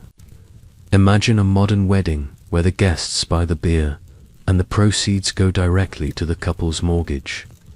Historians still argue about how widespread this practice was and its exact economic impact on nascent households, but it certainly offers a unique glimpse into medieval financial ingenuity. Beyond the material gifts, blessings and good wishes were also considered incredibly important. Guests would offer prayers for fertility, prosperity, and a long, happy life together. These intangible gifts of goodwill were valued just as highly as the physical ones, reflecting the deep-seated belief in the power of collective well-wishing in a world that often felt precarious.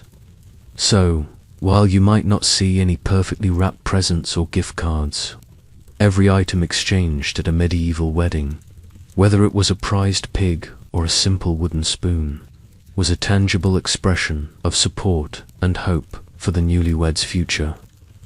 They were building a life, not just celebrating a day, and every gift was a brick in that foundation. With the feasting and gift-giving winding down, The atmosphere in the medieval hall shifts from boisterous revelry to something a little more intimate and surprisingly public.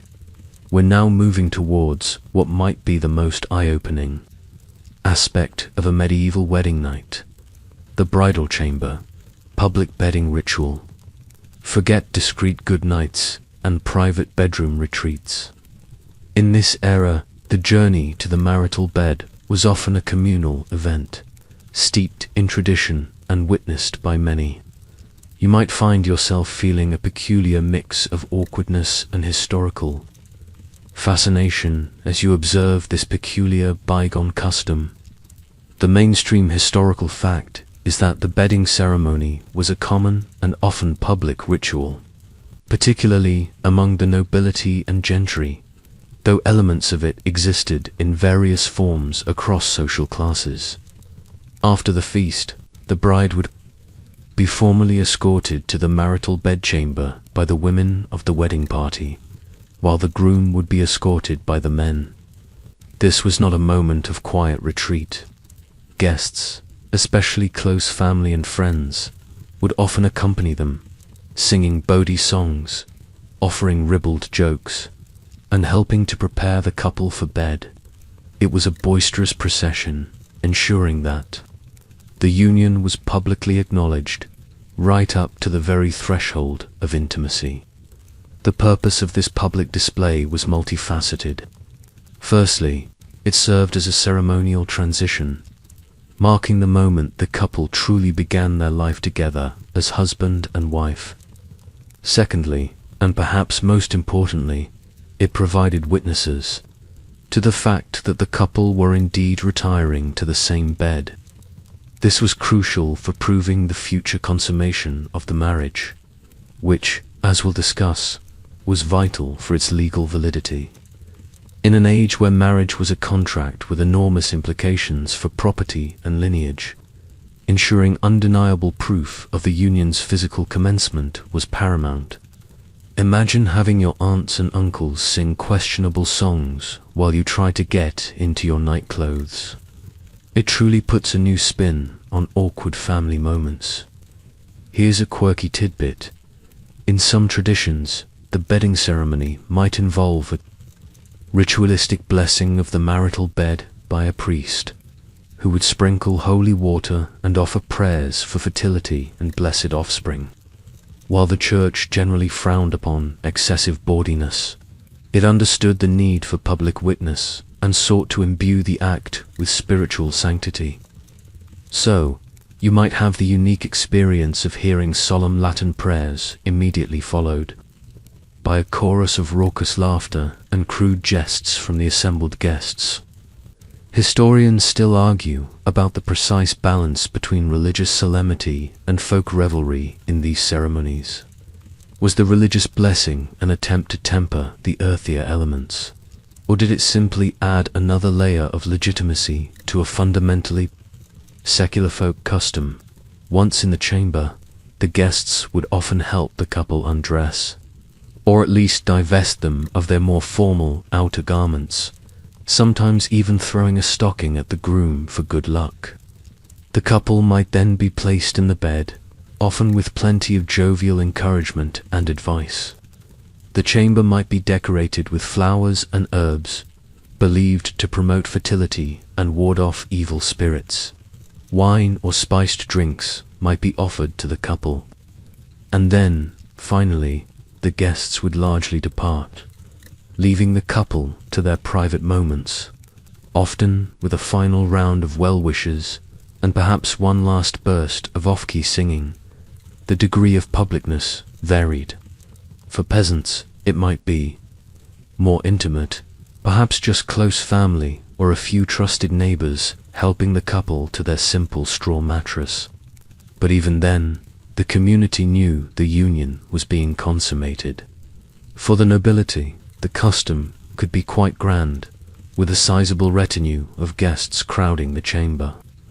This custom, while jarring to modern sensibilities, reflected a very different cultural understanding of privacy and the collective stake in a marriage. It wasn't about voyeurism, It was about public validation and the shared hope for a fruitful union. You might find yourself blushing on behalf of the medieval newlyweds, but you can't deny the powerful statement this ritual made. This marriage, in all its aspects, was now an undeniable reality, witnessed by all. You've just witnessed the somewhat bewildering, yet entirely practical, public bedding ritual. Now, you arrive at the culmination of the medieval marriage process, a step that, while private in its execution, was utterly public in its significance. Consummation, the legal and social requirement. This wasn't merely about intimacy. It was the act that often legally and irrevocably sealed the marriage in the eyes of both church and secular law. You might feel the weight of expectation, sensing the profound pressure on the newlyweds to complete this final, crucial step. The mainstream historical fact is that in medieval Europe, particularly under the evolving canon law of the Church, a marriage was often not considered fully valid or absolutely indissoluble until it had been physically consummated. While the exchange of vows created a legal and spiritual bond, the physical union was seen as the ultimate confirmation and completion of the sacrament. This meant sexual intercourse. If a marriage was not consummated, it could be annulled, making it as if the marriage had never happened. This put immense pressure on the newly married couple, as the future of their union and the legitimacy of any potential heirs hinged on this intimate act. Imagine the immense unspoken tension in that marital chamber after the guests, finally, departed, knowing the legal validity of your entire life hinged on this single, intimate act. The reason for this legal emphasis on consummation was multiple. Firstly, it reflected the Church's theological understanding of marriage as a union mirroring that of Christ and the Church, a complete and fertile bond. Secondly, and more pragmatically, consummation was often seen as proof of a genuine and uncoerced consent, particularly for marriages arranged from infancy. If a couple, upon reaching the age of consent, did not consummate their marriage, it could be taken as an indication that their initial consent was not truly free or full, thus providing grounds for annulment. And thirdly, in a society obsessed with lineage and inheritance, consummation was the precursor to procreation, which was the primary social function of marriage. No children, no continuation of the line, no clear heir to the property. Here's a quirky tidbit. While the act itself was private, the expectation of it, and sometimes even evidence of it, was not. In some noble households, particularly for important dynastic marriages, there might be a physical inspection the morning after to confirm consummation. This could involve an attending midwife or a trusted female relative who would examine the bride, looking for evidence, such as a stained sheet, to verify that the marriage had been physically completed. This was, of course, an incredibly invasive and mortifying practice by modern standards, highlighting the extreme emphasis placed on this aspect of the union. Historians still argue about how widespread and regular such physical inspections truly were, or if they were largely confined to high-stakes, royal and noble marriages. Was it truly a common legal requirement, or more of a symbolic reassurance for anxious families?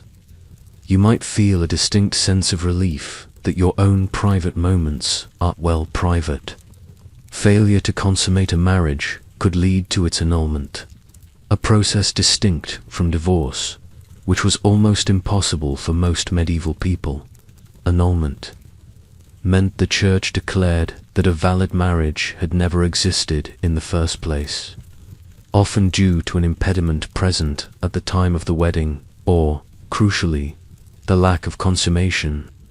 This was often sought by couples or their families when a strategic marriage proved barren or undesirable, providing a rare escape hatch from an otherwise unbreakable bond. So, as the last of the guests retreat from the bridal chamber, leaving the nervous newlyweds alone, you understand that this night is not just about personal intimacy. It's about fulfilling a contract, securing an inheritance, and ensuring the legitimacy of future generations. The privacy of the marital bed held immense public consequence, making the act of consummation a pivotal moment in the medieval marital journey. The silence that falls over the chamber is heavy with this profound responsibility, a stark contrast to the boisterous revelry of hours before. The heavy silence of the bridal chamber, laden with the weight of expectation, now gives way to the peculiar formalities of the morning after. If the bedding ritual was surprisingly public, then the next step, for some, was even more startling. Morning after proof, a somewhat awkward affair. This wasn't about a leisurely breakfast in bed. It was about verification, especially for unions of great importance, ensuring that the critical act of consummation had, in fact, taken place. You might find yourself cringing on behalf of the newlyweds, witnessing a custom that utterly defies modern notions of privacy. The mainstream historical fact is that in high-status marriages, particularly those involving royalty or powerful noble families, where the continuation of a lineage and the secure transfer of property were paramount, some form of verification of consummation was indeed practiced the morning after the wedding. This could involve the testimony of attending women, such as midwives, noble ladies, or close female relatives who had been present during the bedding ceremony and might inspect the marital bed for evidence, like a stained sheet. The purpose was to provide incontrovertible proof that the marriage had been physically completed, leaving no doubt as to its legal validity and the legitimacy of any future offspring. Imagine the new bride, perhaps still reeling from the night's events, having to face an inspection by a group of solemn-faced older women. It's enough to make you wish for a hidden camera, if only to record the sheer awkwardness. This practice, while invasive, stemmed from the critical importance of consummation for legal validation. Without it, a marriage could be annulled, potentially, throwing dynastic succession or property inheritance into chaos. Therefore, families with immense stakes in the union sought to ensure there was no ambiguity. The physical evidence, combined with the testimony of witnesses from the bedding ceremony, created a robust, if humiliating, legal record. This wasn't about prurience. It was about pragmatism and ensuring the future of entire noble lines. Here's a quirky tidbit in some extreme cases, or for truly skeptical families. The groom might even be asked to provide an affidavit or testimony to affirm the consummation, particularly if there was any doubt or a challenge was anticipated. While less common than the female inspection, it underscores the lengths to which medieval society would go to secure proof. Imagine the groom, perhaps looking a bit disheveled, having to solemnly swear before a notary that he had, indeed, performed his marital duties. Historians still argue about the precise motivations behind such extreme measures. Were they genuinely driven by legal necessity, or did they sometimes serve as a subtle form of control over the young couple, ensuring adherence to familial expectations? You're left pondering the sheer lack of personal space afforded to these individuals, even in the most intimate moments. Beyond direct physical inspection, the mere fact that the couple had retired to the bedchamber together, witnessed by the wedding party, and emerged the next morning as a publicly recognized married couple, often served as sufficient proof for most commoners. The community's collective knowledge and acceptance were, for them, a powerful form of validation. For these folks, the spectacle of the bedding ritual itself was often enough. But for those at the pinnacle of society, where kingdoms and vast estates hung in the balance, a higher standard of proof was often desired. This morning after ritual, however uncomfortable it appears to modern eyes, serves as a powerful reminder of how medieval society viewed marriage as a contractual and reproductive institution first and foremost. The personal feelings of the individuals involved were secondary to the greater social and legal imperatives. So, as the older women nod their approval and quietly disperse from the bridal chamber, you feel the tension in the room ease, knowing that another hurdle has been cleared. The marriage is now fully validated, and the future of the family line, for better or worse, is secure. It's a stark illustration of a world where even the most intimate acts carried immense public and legal weight. You've witnessed the complete journey to the marital bed, including its most awkward morning after formalities, sealing the medieval union. But what happened when these meticulously arranged marriages, despite all their careful planning and public ceremony, simply didn't work out? Or, perhaps more accurately, when they were deemed never to have truly existed in the first place? This brings us to a concept very different from modern divorce: annulment, when marriages went wrong. This was the medieval escape hatch, a legal declaration that could unravel a union, though it was far from easy to obtain.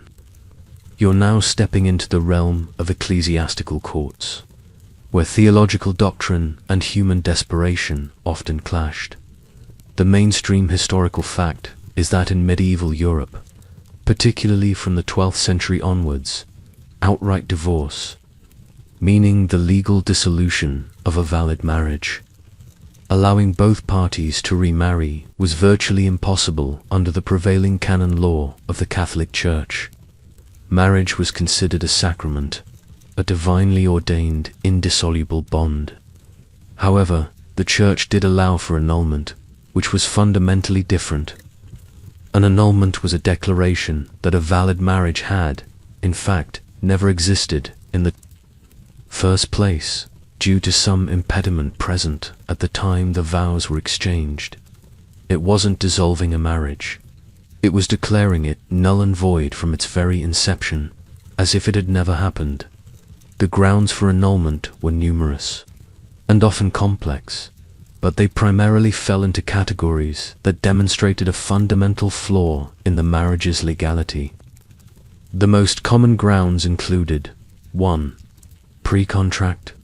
One of the parties had previously entered into a binding betrothal or marriage with someone else. Remember how important betrothals were. If a prior one existed and was valid, it nullified any subsequent marriage. 2. Consanguinity or affinity. The parties were too closely related by blood consanguinity or by marriage affinity, according to the Church's strict rules. This was a frequent ground, particularly for noble families who intermarried ostensibly. 3. Non-consummation, as we just discussed. If the marriage was never physically consummated, it could be annulled. This was a particularly potent ground, especially if one party genuinely refused or was physically unable. 4. Lack of true consent. If either party could prove they were coerced into the marriage and did not give their free and uncoerced consent, an annulment might be granted.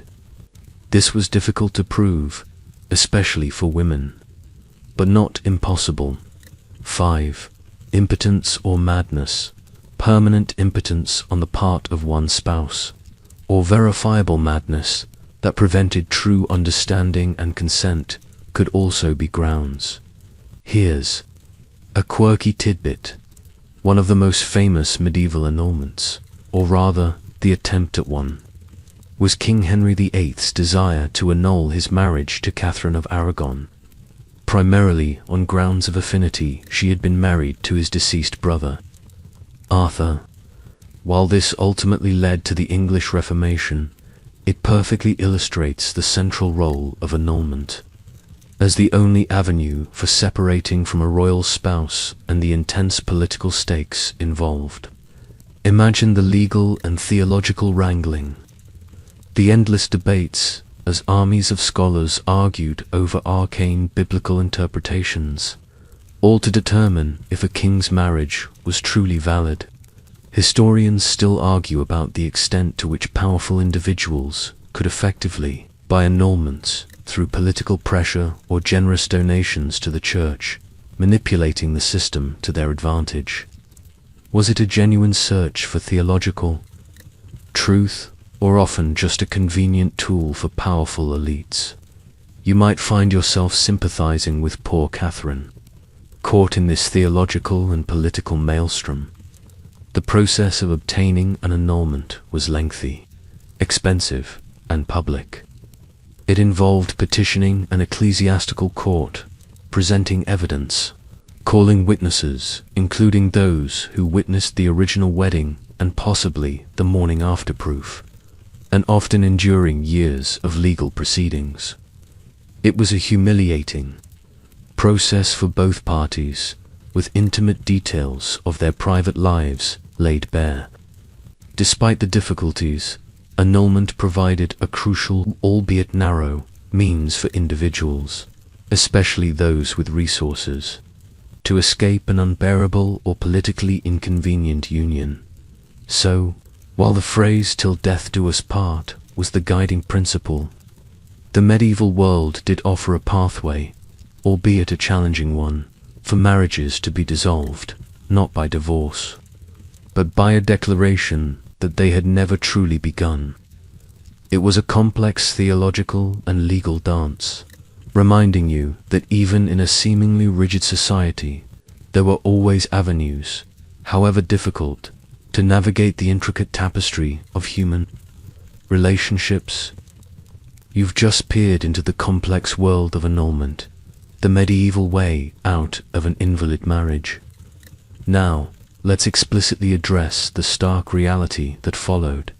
Divorce, a concept mostly absent, while our modern society readily accepts divorce as a legal pathway to end a marriage. The medieval mindset, heavily shaped by the church, held a fundamentally different view. You're entering a world where "till death do us part" wasn't just a romantic ideal, but a rigid legal and theological commandment, making separation incredibly rare and fraught with complications. The mainstream historical fact is that within the Latin Christian West during the Middle Ages, the concept of divorce as a complete dissolution of a valid, consummated marriage, allowing both parties to remarry, simply did not exist. The Church taught that marriage, once properly contracted and consummated, was a divinely ordained, indissoluble sacrament. What God had joined together, no man could put asunder. This principle, stemming from biblical interpretations, was a cornerstone of medieval canon law and profoundly influenced social norms. You might feel a sense of claustrophobia realizing the sheer finality of a medieval marriage. There was no undo button once it was truly sealed. This stark reality meant that couples trapped in unhappy, abusive, or barren marriages had very few avenues for relief.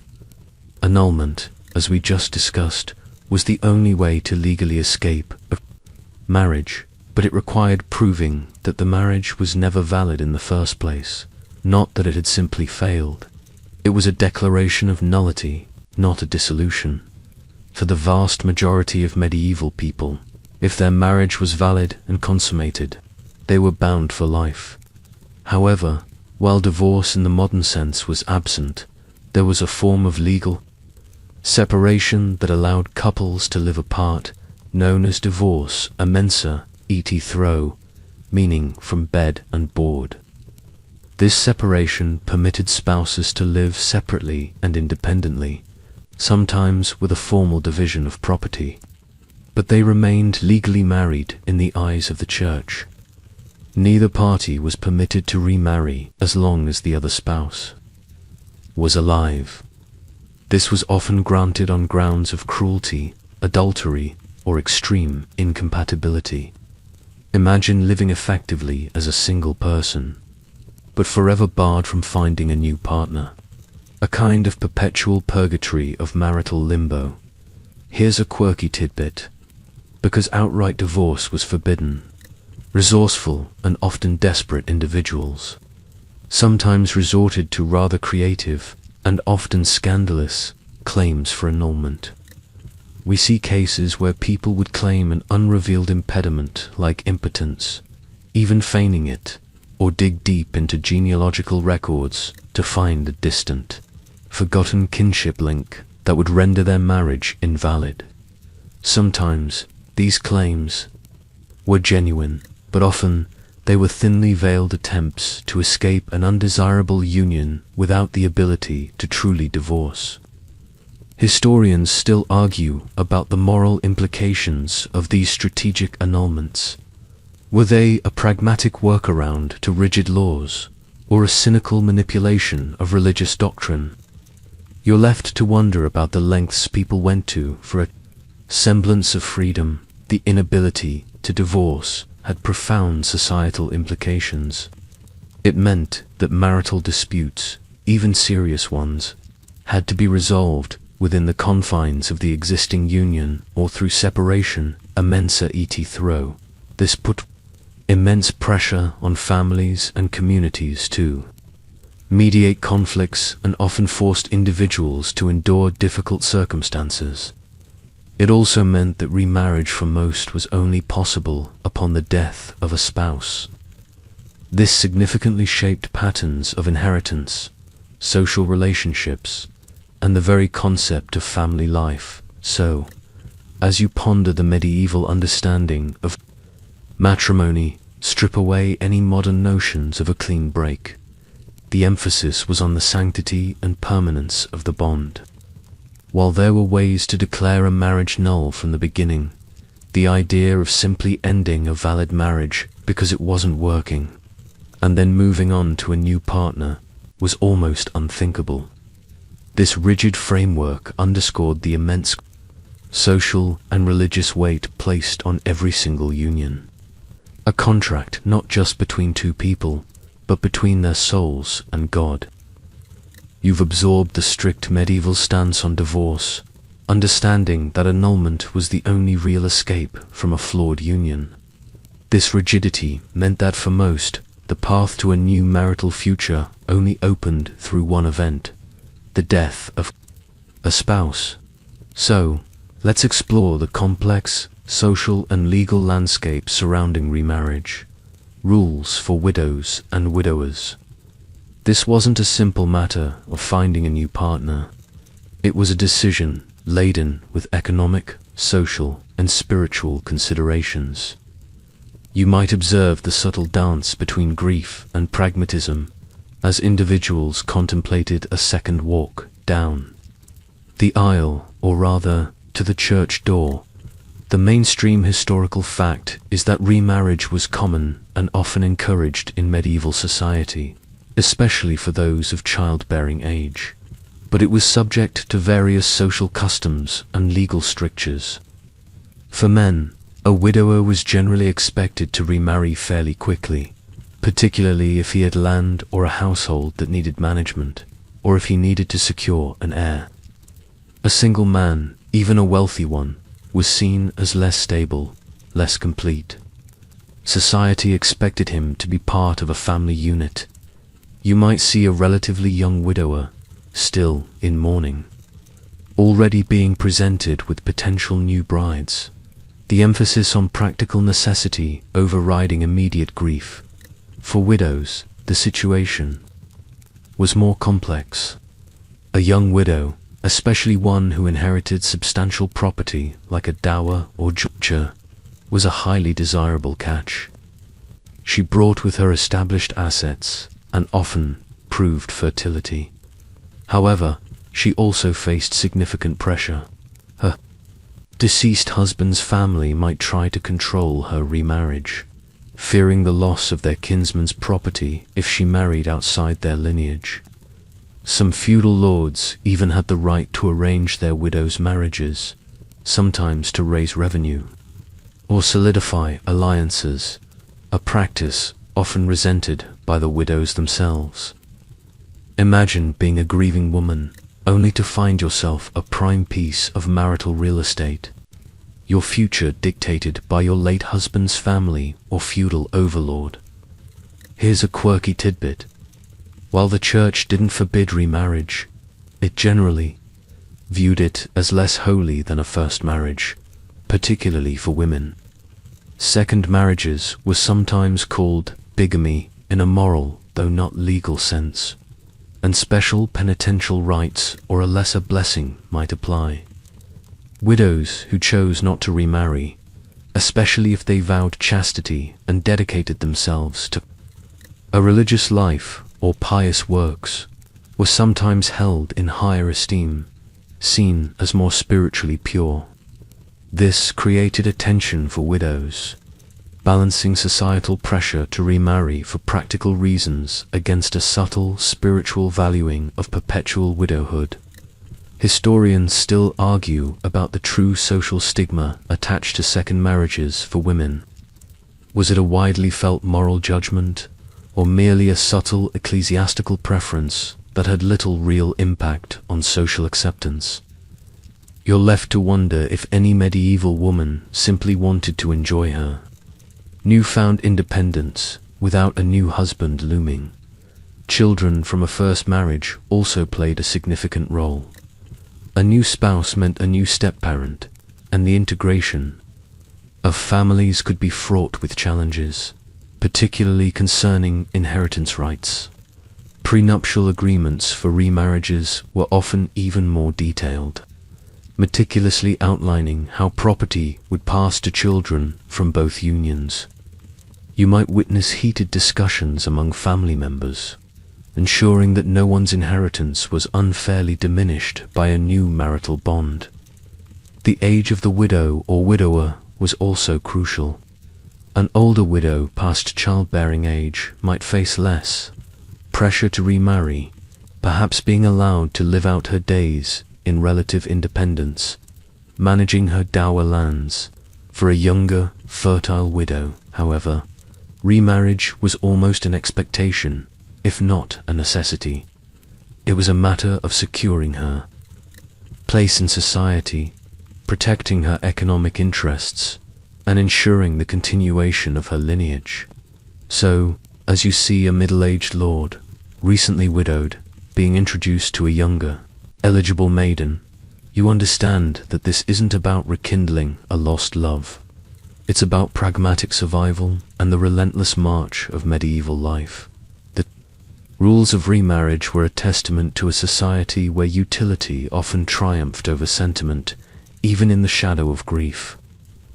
You've seen the strict rules governing marriage and remarriage. But what about those couples who simply lived together as husband and wife, without a formal church ceremony or elaborate contracts? This brings us to the fascinating, sometimes murky realm of common law marriages, living as spouses. In a world grappling with evolving legal and religious definitions of marriage, these informal unions were often recognized by communities, even if the church held a more skeptical view. You might find yourself observing a couple sharing a small cottage, their lives intertwined, their bond recognized by their neighbors, even without a priest's blessing. The mainstream historical fact is that throughout the Middle Ages, especially in the earlier centuries and in more remote areas, unions based on mutual consent and subsequent cohabitation were often recognized as valid marriages by local custom and secular law. This was known as matrimonium per verba de presente, marriage by words of the present, or matrimonium per verba de futuro, cum copula, marriage by words of the future. followed by intercourse. Essentially, if a man and woman declared their intent to be married now, to present or promise to marry in the future, and then had sexual relations, de futuro cum copula, and subsequently lived together as husband and wife, the community often accepted them as married. You might see a village elder simply nodding his approval as a young couple begins to share a hearth, their union as clear as any formal ceremony to the local folk. This informal recognition was particularly prevalent before the church fully solidified its control over marriage as a sacrament. For many commoners, especially peasants who might not have easy access to a priest or the resources for a formal ceremony, these de facto marriages were the practical reality. They were rooted in the idea that marriage was fundamentally about consent and the establishment of a shared household, rather than elaborate rituals. The proof of such a marriage lay in the couple's public behavior. Did they live together? Did they present themselves to the community as spouses? Did they share their property and labor? If so, they were married. Here's a quirky tidbit. The very existence of these common law marriages was a source of considerable tension and confusion for the church. While it eventually pushed for sacramental marriage at the church door, with witnesses, etc., it couldn't simply invalidate all existing unions. This led to a rather intricate legal compromise where consent, even if privately given and then followed by consummation, was considered the core of a valid marriage. The church, however, strongly preferred and increasingly mandated the public ceremony to avoid disputes and ensure proper record keeping. Imagine a priest sighing deeply, acknowledging a local union because, well, the couple had clearly been living together and having children for years, even if they hadn't bothered with his blessing. Historians still argue about the true numerical proportion of informal versus formal marriages in different periods and regions. Were most medieval marriages technically informal in their initial stages, or was the church's push for formalization largely successful across the board? The flexibility of common law marriage sometimes led to legal disputes, particularly regarding inheritance or legitimacy of children. If a man had multiple common law wives in different villages, or if one party denied consent, proving the validity of the union without formal records could be challenging. This is precisely why the church pushed for public ceremonies and witnesses, as they provided clear, undeniable evidence. You might hear whispers in the village about a disputed common law marriage, the community trying to piece together who truly belonged to whom. Despite the ecclesiastical push for formality, common law marriage persisted as a vital component of medieval life, particularly for those on the margins of society.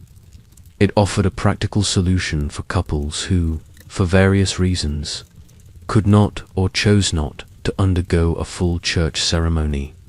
It speaks to a more organic, community-driven understanding of human relationships that existed alongside, and sometimes, in tension with the rigid doctrines of the institutional church. You're left with the sense that even in a highly structured society, human ingenuity and basic human needs often found ways to create recognizable bonds, proving that love, or at least companionship, would always find a way, even without a lavish wedding budget. You've seen the pragmatic realities of medieval marriage, often driven by family strategy and communal recognition, not personal affection. But as the Middle Ages progressed, particularly in the later centuries, a subtle yet profound shift began to emerge. Love matches, a rare, rising notion, while still a secondary consideration for most. The idea that affection and personal choice might play a role in selecting a spouse slowly started to gain traction, challenging the purely Contractual model. You might observe a flicker of genuine fondness in a young couple's eyes, a rare warmth amidst the cold calculations of property and lineage. The mainstream historical fact is that while arranged marriages remained the norm, especially for the propertied classes, the concept of marrying for love, or at least with affection, began to gain intellectual and cultural currency from the 12th century onwards. This shift was heavily influenced by the rise of courtly love literature, troubadour poetry, and new theological interpretations that emphasized the spiritual bond and mutual respect within marriage. Though often highly idealized and initially separate from the practicalities of marriage, these romantic narratives slowly seeped into broader societal consciousness, suggesting that marriage could and perhaps should involve emotional connection. Imagine a young noblewoman secretly poring over a romantic manuscript, dreaming of a love that transcends land deeds and dowries. This doesn't mean medieval. People suddenly started dating like we do today. Far from it. But for some, particularly among the lower gentry, prosperous merchants, or even skilled artisans, where the stakes of a bad alliance weren't quite as catastrophic as for royalty, there might have been a bit more leeway for personal preference. A match that was both financially sensible and personally agreeable was, of course, the ideal. In these cases, families might choose from a pool of suitable candidates, allowing their children some input, or at least permitting a degree of familiarity to develop before the final commitment. You might see a more relaxed courtship, perhaps a shared glance across a village market, or a polite conversation that sparks a flicker of mutual interest.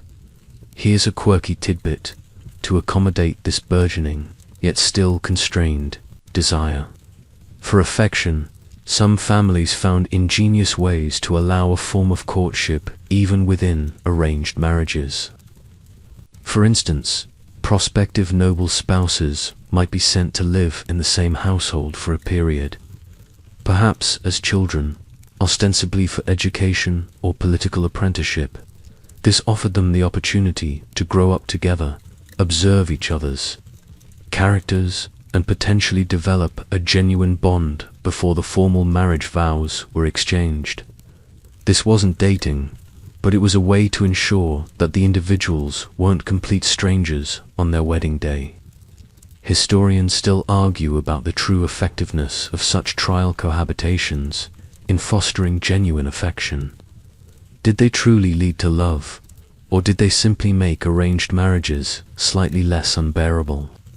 You're left to wonder if the medieval equivalent of awkward teen crushes developed in these circumstances. The Church, surprisingly, also played a role in this subtle shift. While it emphasized marriage as a sacrament primarily for procreation and avoiding sin, it also increasingly stressed the importance of mutual consent as fundamental to a valid marriage. If a marriage lacked genuine consent, even if forced by parents, it could be annulled.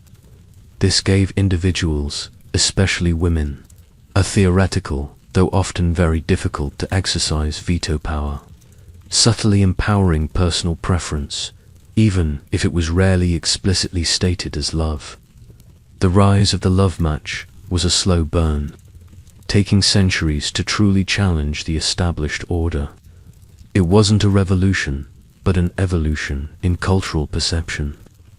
By the late Middle Ages, writers and thinkers were increasingly discussing the idea of companionship and affection within marriage, not just its economic or reproductive functions.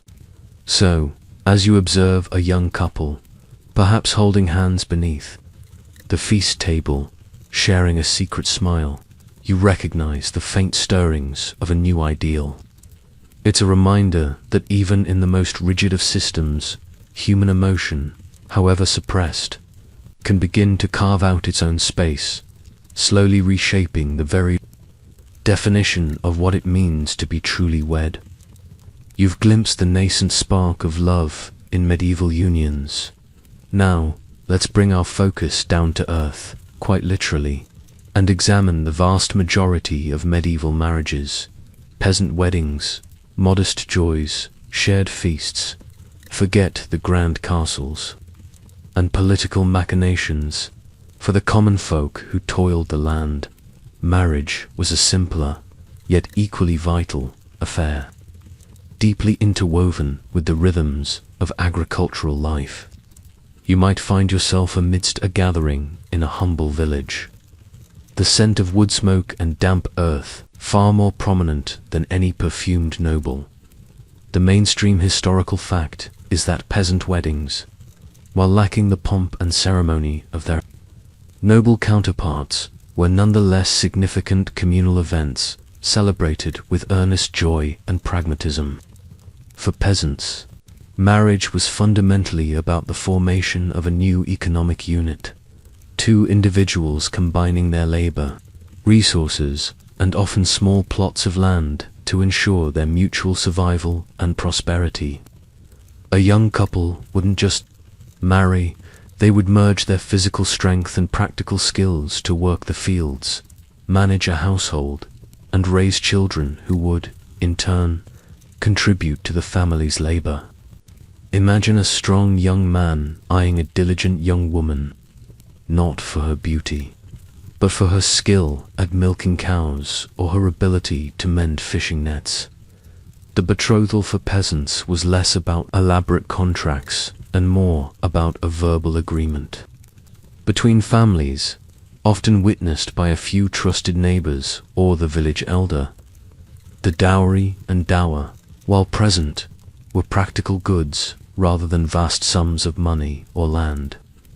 A dowry might consist of a few sheep, a cow, a sturdy loom, a cooking pot, or perhaps a portion of grain from the family's harvest.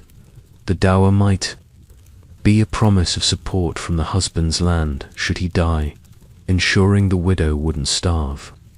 These were tangible assets, directly contributing to the couple's ability to set up a new, albeit humble, home.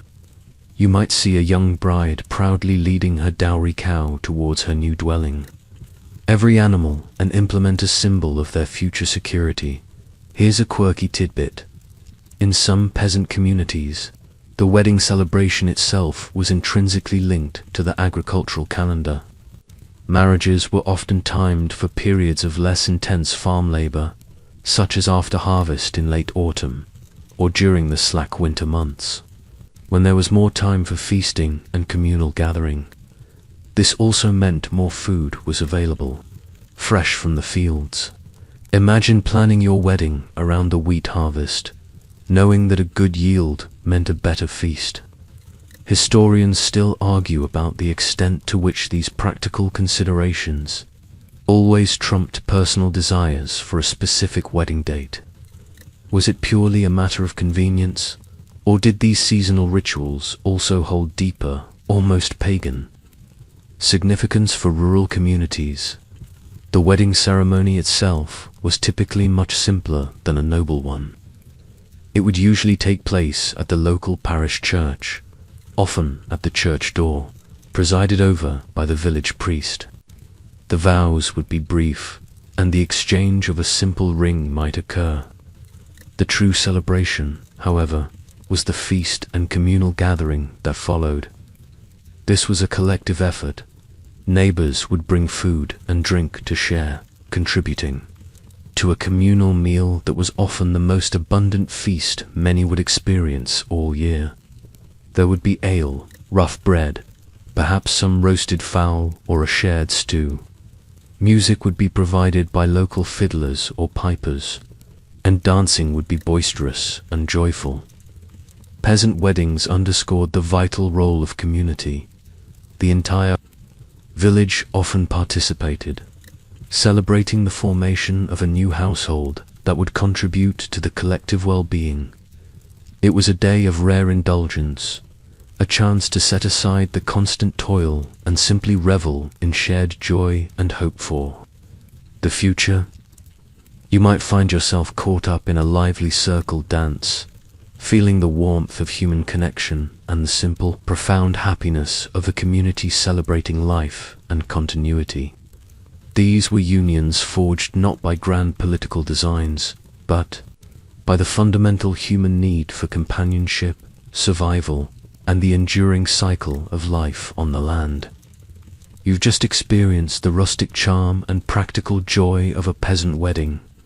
Now, let's ascend the social ladder, leaving behind the humble cottages for the grand, draughty halls of power, and delve into noble weddings, power plays, and grandeur. Here, a marriage was far more than a union of two individuals. It was a strategic alliance, a political chess move with kingdoms and vast estates hanging in the balance. You might feel a chill wind whip through the open arches of a castle, sensing the immense stakes involved. The mainstream historical fact is that noble weddings were meticulously orchestrated affairs, designed to consolidate power, secure territory, and forge alliances. While a marriage might be celebrated with lavish feasts and impressive displays, its fundamental purpose was rarely personal affection. Instead, it was about diplomacy, economics, and warfare by other means. A marriage could end generations of feuding between rival families, bring vast new lands and revenues into a lord's domain, or secure critical military support in times of conflict. Imagine the detailed negotiations between family emissaries, poring over maps and ledgers, not wedding invitations. The selection of a noble spouse was almost entirely dictated by strategic considerations. A young lord or lady might be betrothed in infancy, their future dictated by the shifting political landscape. Factors such as the size of the dowry, the strategic location of lands, the military strength of the allied family, and the potential for a powerful lineage were paramount. Consanguinity, or blood relation, was a constant concern, as to close a tie could render a marriage invalid in the eyes of the church, potentially leading to devastating consequences for inheritance and legitimacy. You might see a weary family elder meticulously tracing ancestral lines on a scroll, trying to find a match that was both advantageous and canonically permissible. Here's a quirky tidbit to ensure the bride, particularly a very young one, would be fertile and capable of bearing heirs. There were sometimes rather unsettling customs or tests that, while not universally practiced, appear in some historical accounts. These were often more folklore than formal procedure, but they reflect the intense pressure for progeny in noble unions. For instance, legends persist of brides being subjected to scrutiny by experienced older women before the bedding ceremony to assess their readiness for childbearing. Historians still argue about the true prevalence and nature of such practices. Were they genuine premarital health checks, or merely sensationalized? Anecdotes of a highly patriarchal society obsessed with lineage. You might find yourself feeling a profound sense of relief that your reproductive capabilities aren't subject to public examination. The wedding ceremonies themselves were often grand spectacles designed to impress and project power. Held in magnificent castle chapels or cathedrals, they involved elaborate rituals, richly dressed clergy, and a retinue of noble guests, all in their finest attire. The procession from the bride's home or a nearby manor to the church would be a magnificent parade of armed retainers, finely dressed ladies, and musicians. The feast, as we discussed, would be legendary in its scale, featuring exotic foods, professional entertainers, and copious amounts of fine wine and ale. Every detail, from the cut of the bride's gown to the number of courses at the feast, was a statement of status and wealth. The ultimate goal of a noble marriage was the production of legitimate heirs. Without them, an entire lineage could die out, and vast estates could fall into dispute or revert to the crown. This placed immense pressure on the young couple, particularly the bride, to be fruitful, the entire apparatus of a noble household. Its wealth and its political standing revolved around the successful continuation of the bloodline through a well-matched and fertile union. So, as you observe the lavish displays, the solemn faces, and the subtle political maneuvering, you understand that noble weddings were not just celebrations. They were cornerstones of power, the very fabric upon which medieval society was built, weaving together ambition, legacy, and survival. You've seen the sheer grandeur and political calculation behind noble weddings. Now, let's scale up even further to the very pinnacle of medieval society, where the stakes were nothing less than the fate of nations. Royal marriages, dynasties forged, wars avoided. Here, a wedding was arguably the most potent diplomatic tool available, a living treaty capable of uniting kingdoms or preventing devastating conflicts. You might feel the weight of history in the air, imagining the tension in a throne room as kings and queens negotiate the futures of their children, and by extension, their entire realms. The mainstream historical fact is that royal marriages were almost exclusively political alliances, meticulously negotiated to achieve specific geopolitical goals. Love, if it emerged, was a purely coincidental bonus. A princess might be married off to a rival king's son to cement a peace treaty after years of war, transforming enemies into reluctant in-laws. A prince might marry a foreign heiress to claim new territories or to secure a strategic port. These unions were decided by monarchs and their advisors, often with little to no input from the bride or groom, who were simply pawns in a much larger game of international relations. Imagine a young royal, perhaps barely a teenager, receiving news that their life's trajectory has been irrevocably altered by a diplomatic decree from their father. It's enough to make the pressures of a modern arranged blind date feel like a walk in the park. The negotiations for royal marriages could last for years, involving detailed discussions not just about dowry and dower, which would be immense, often including entire provinces or vast sums of gold, but also about succession rights, military aid, and even religious differences.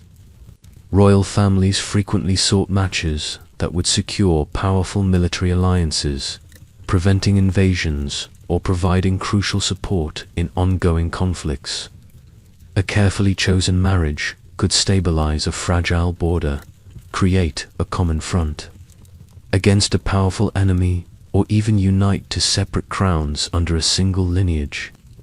You'd see chroniclers meticulously recording every detail, knowing that the ink on the marriage contract held more weight than any formal declaration of war or peace. Here's a quirky tidbit.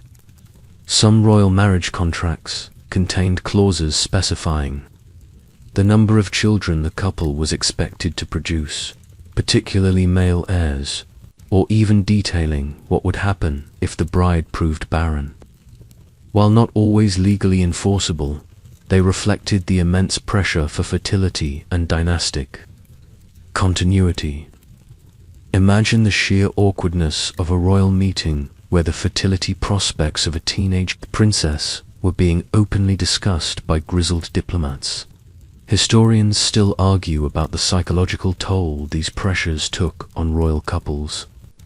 Were they simply resigned to their fate, or did the weight of dynastic duty create immense personal strain, sometimes leading to rebellion or even desperation?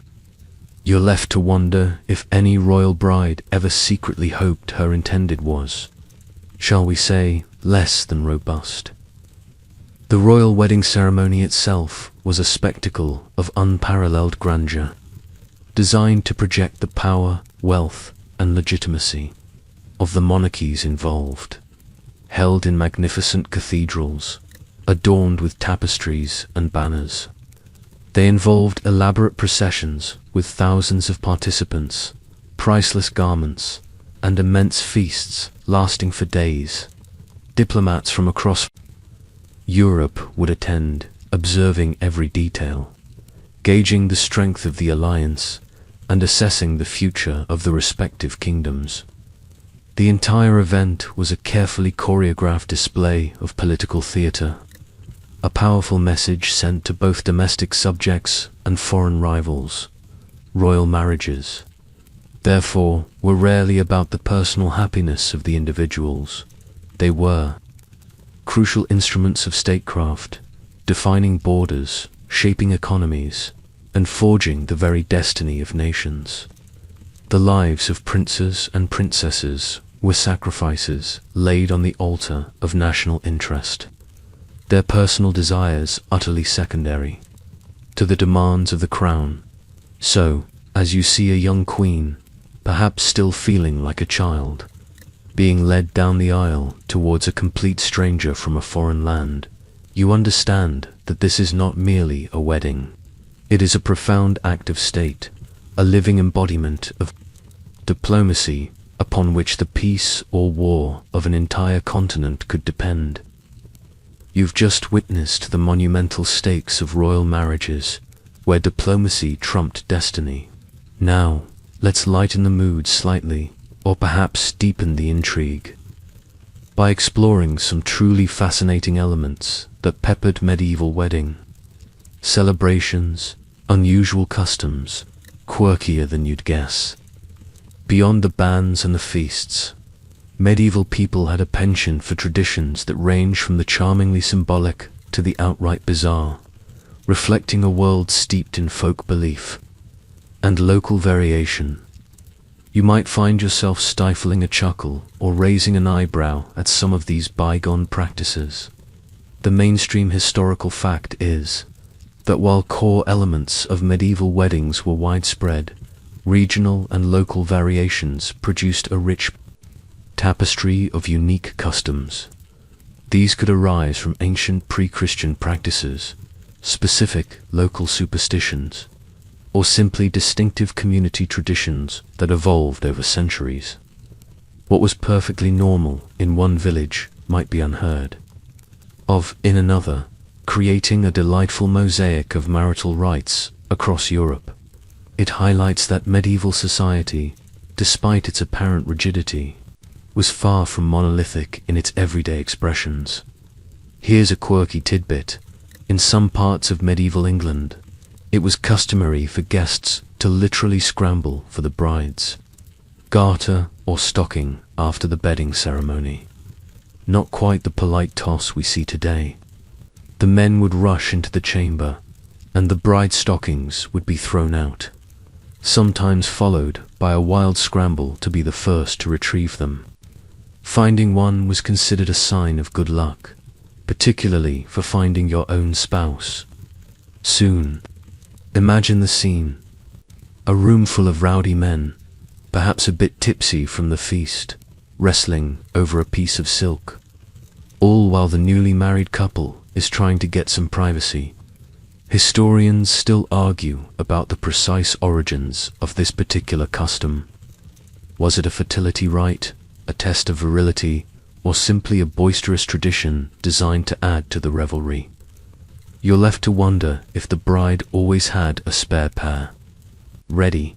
Beyond the garter scramble, other oddities abounded. In some Germanic traditions, the bride might wear an elaborate, sometimes heavy, crown adorned with coins, which was not only a display of wealth, but also a form of wearable dowry or savings.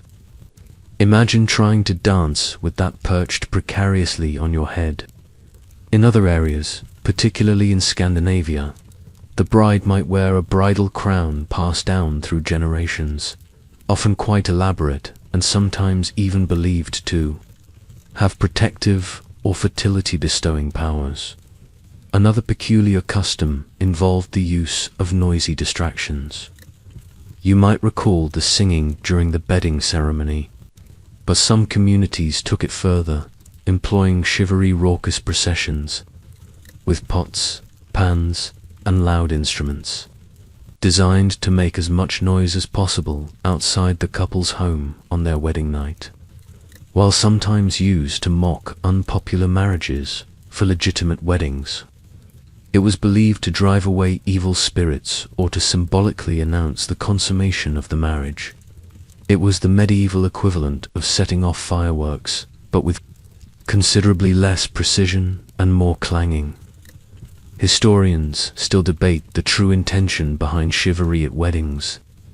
Was it always a form of benign celebration, or did it sometimes contain an element of social pressure or even playful torment for the newlyweds? You might find yourself reaching for earplugs, but secretly enjoying the chaotic energy.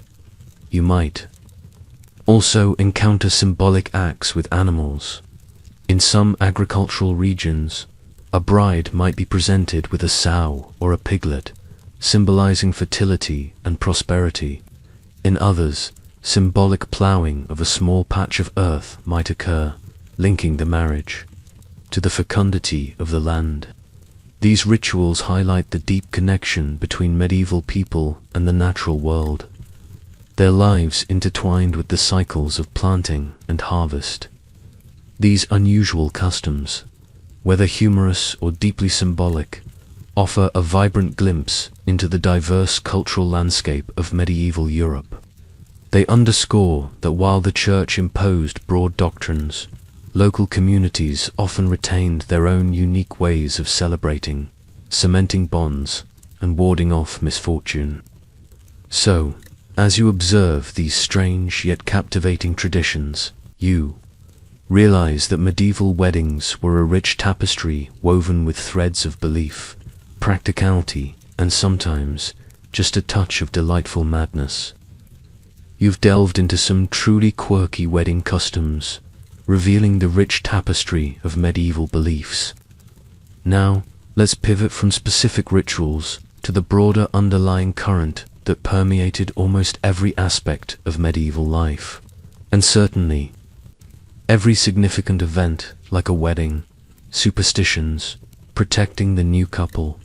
In a world where the line between the natural and supernatural was blurry, people relied heavily on folk beliefs and charms to ward off evil, ensure fertility, and secure good fortune for the newlyweds.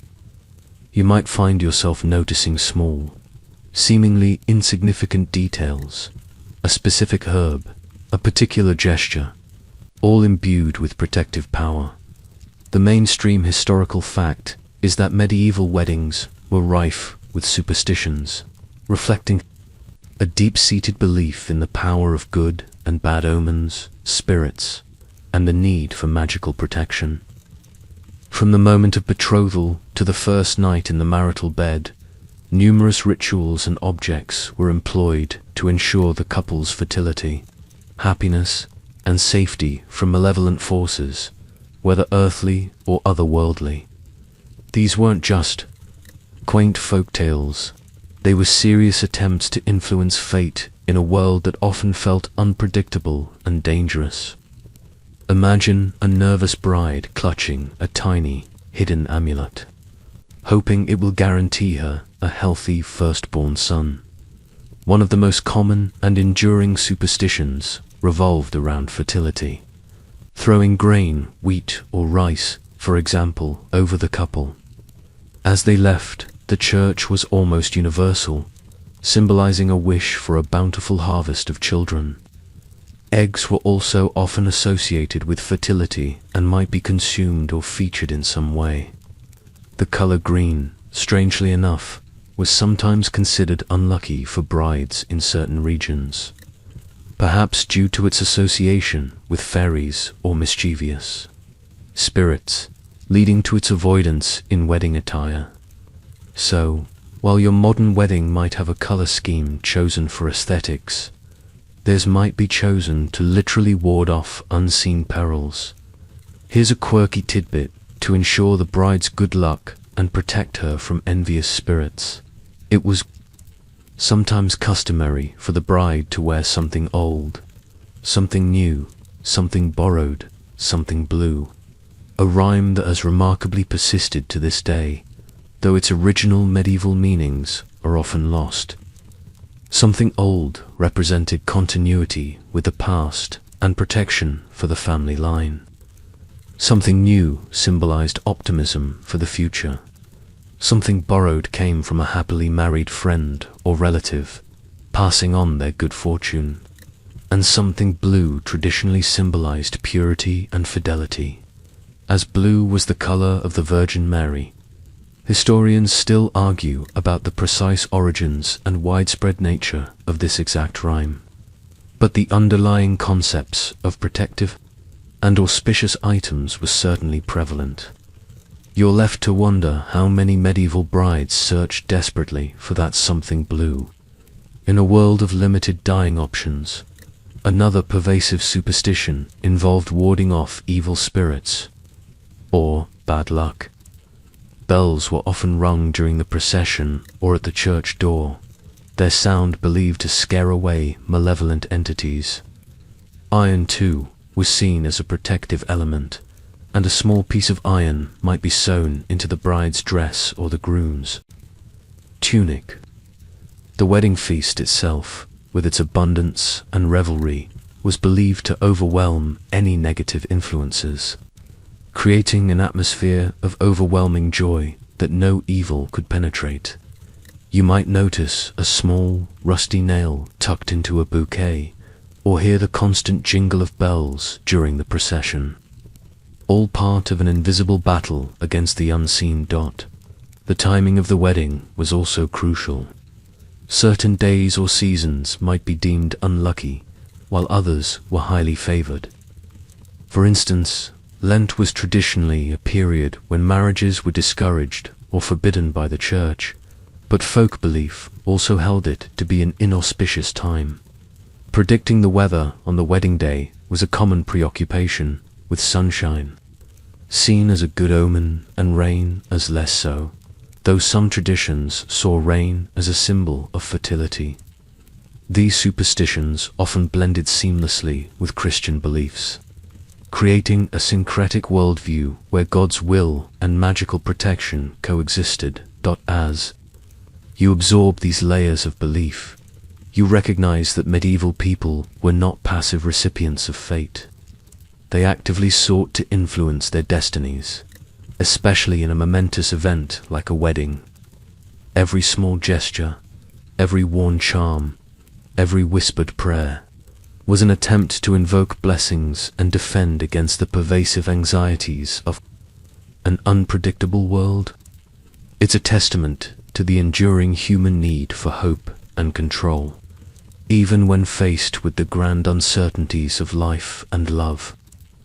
You've traveled through the ages, witnessing the practical arrangements, grand spectacles, and deeply ingrained superstitions that defined medieval weddings. Now, as our journey nears its end, let's reflect on legacy of medieval weddings, echoes in modernity. It might surprise you how many of the traditions we consider quintessentially wedding today actually have roots stretching back to this distant, often brutal, but endlessly fascinating period. You might find yourself seeing your own wedding, photos, or those of friends, in a completely new light. The mainstream historical fact is that numerous modern wedding customs are direct, albeit often altered, descendants of medieval practices. Think about the simple act of exchanging rings. This tradition, symbolizing an unbreakable bond and the giving of a promise, comes directly from medieval betrothal and wedding rites. The idea of a formal ceremony in a church, presided over by a cleric, is a clear legacy of the church's increasing dominance over marriage as a sacrament from the 12th century onwards. Even the concept of a honeymoon, while not a specific medieval custom, finds a faint echo in the post-wedding period of feasting and celebration, where couples retreated to begin their new lives, often with a celebratory mead or honey wine, consumed for a month. Consider the notion of witnesses. While modern weddings might have a maid of honor and best man for symbolic reasons, their medieval counterparts were absolutely essential for legal validation, their presence serving as the living record of the union. The tradition of throwing rice or grain over the couple for fertility, a charming gesture today, is a direct continuation of ancient medieval superstitions aimed at ensuring a bountiful harvest of children. Even the wedding feast, transformed into modern receptions, carries the indelible mark of those lavish medieval banquets designed to display wealth and forge communal bonds.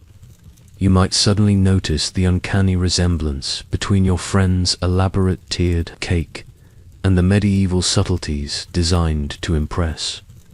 Here's a quirky tidbit.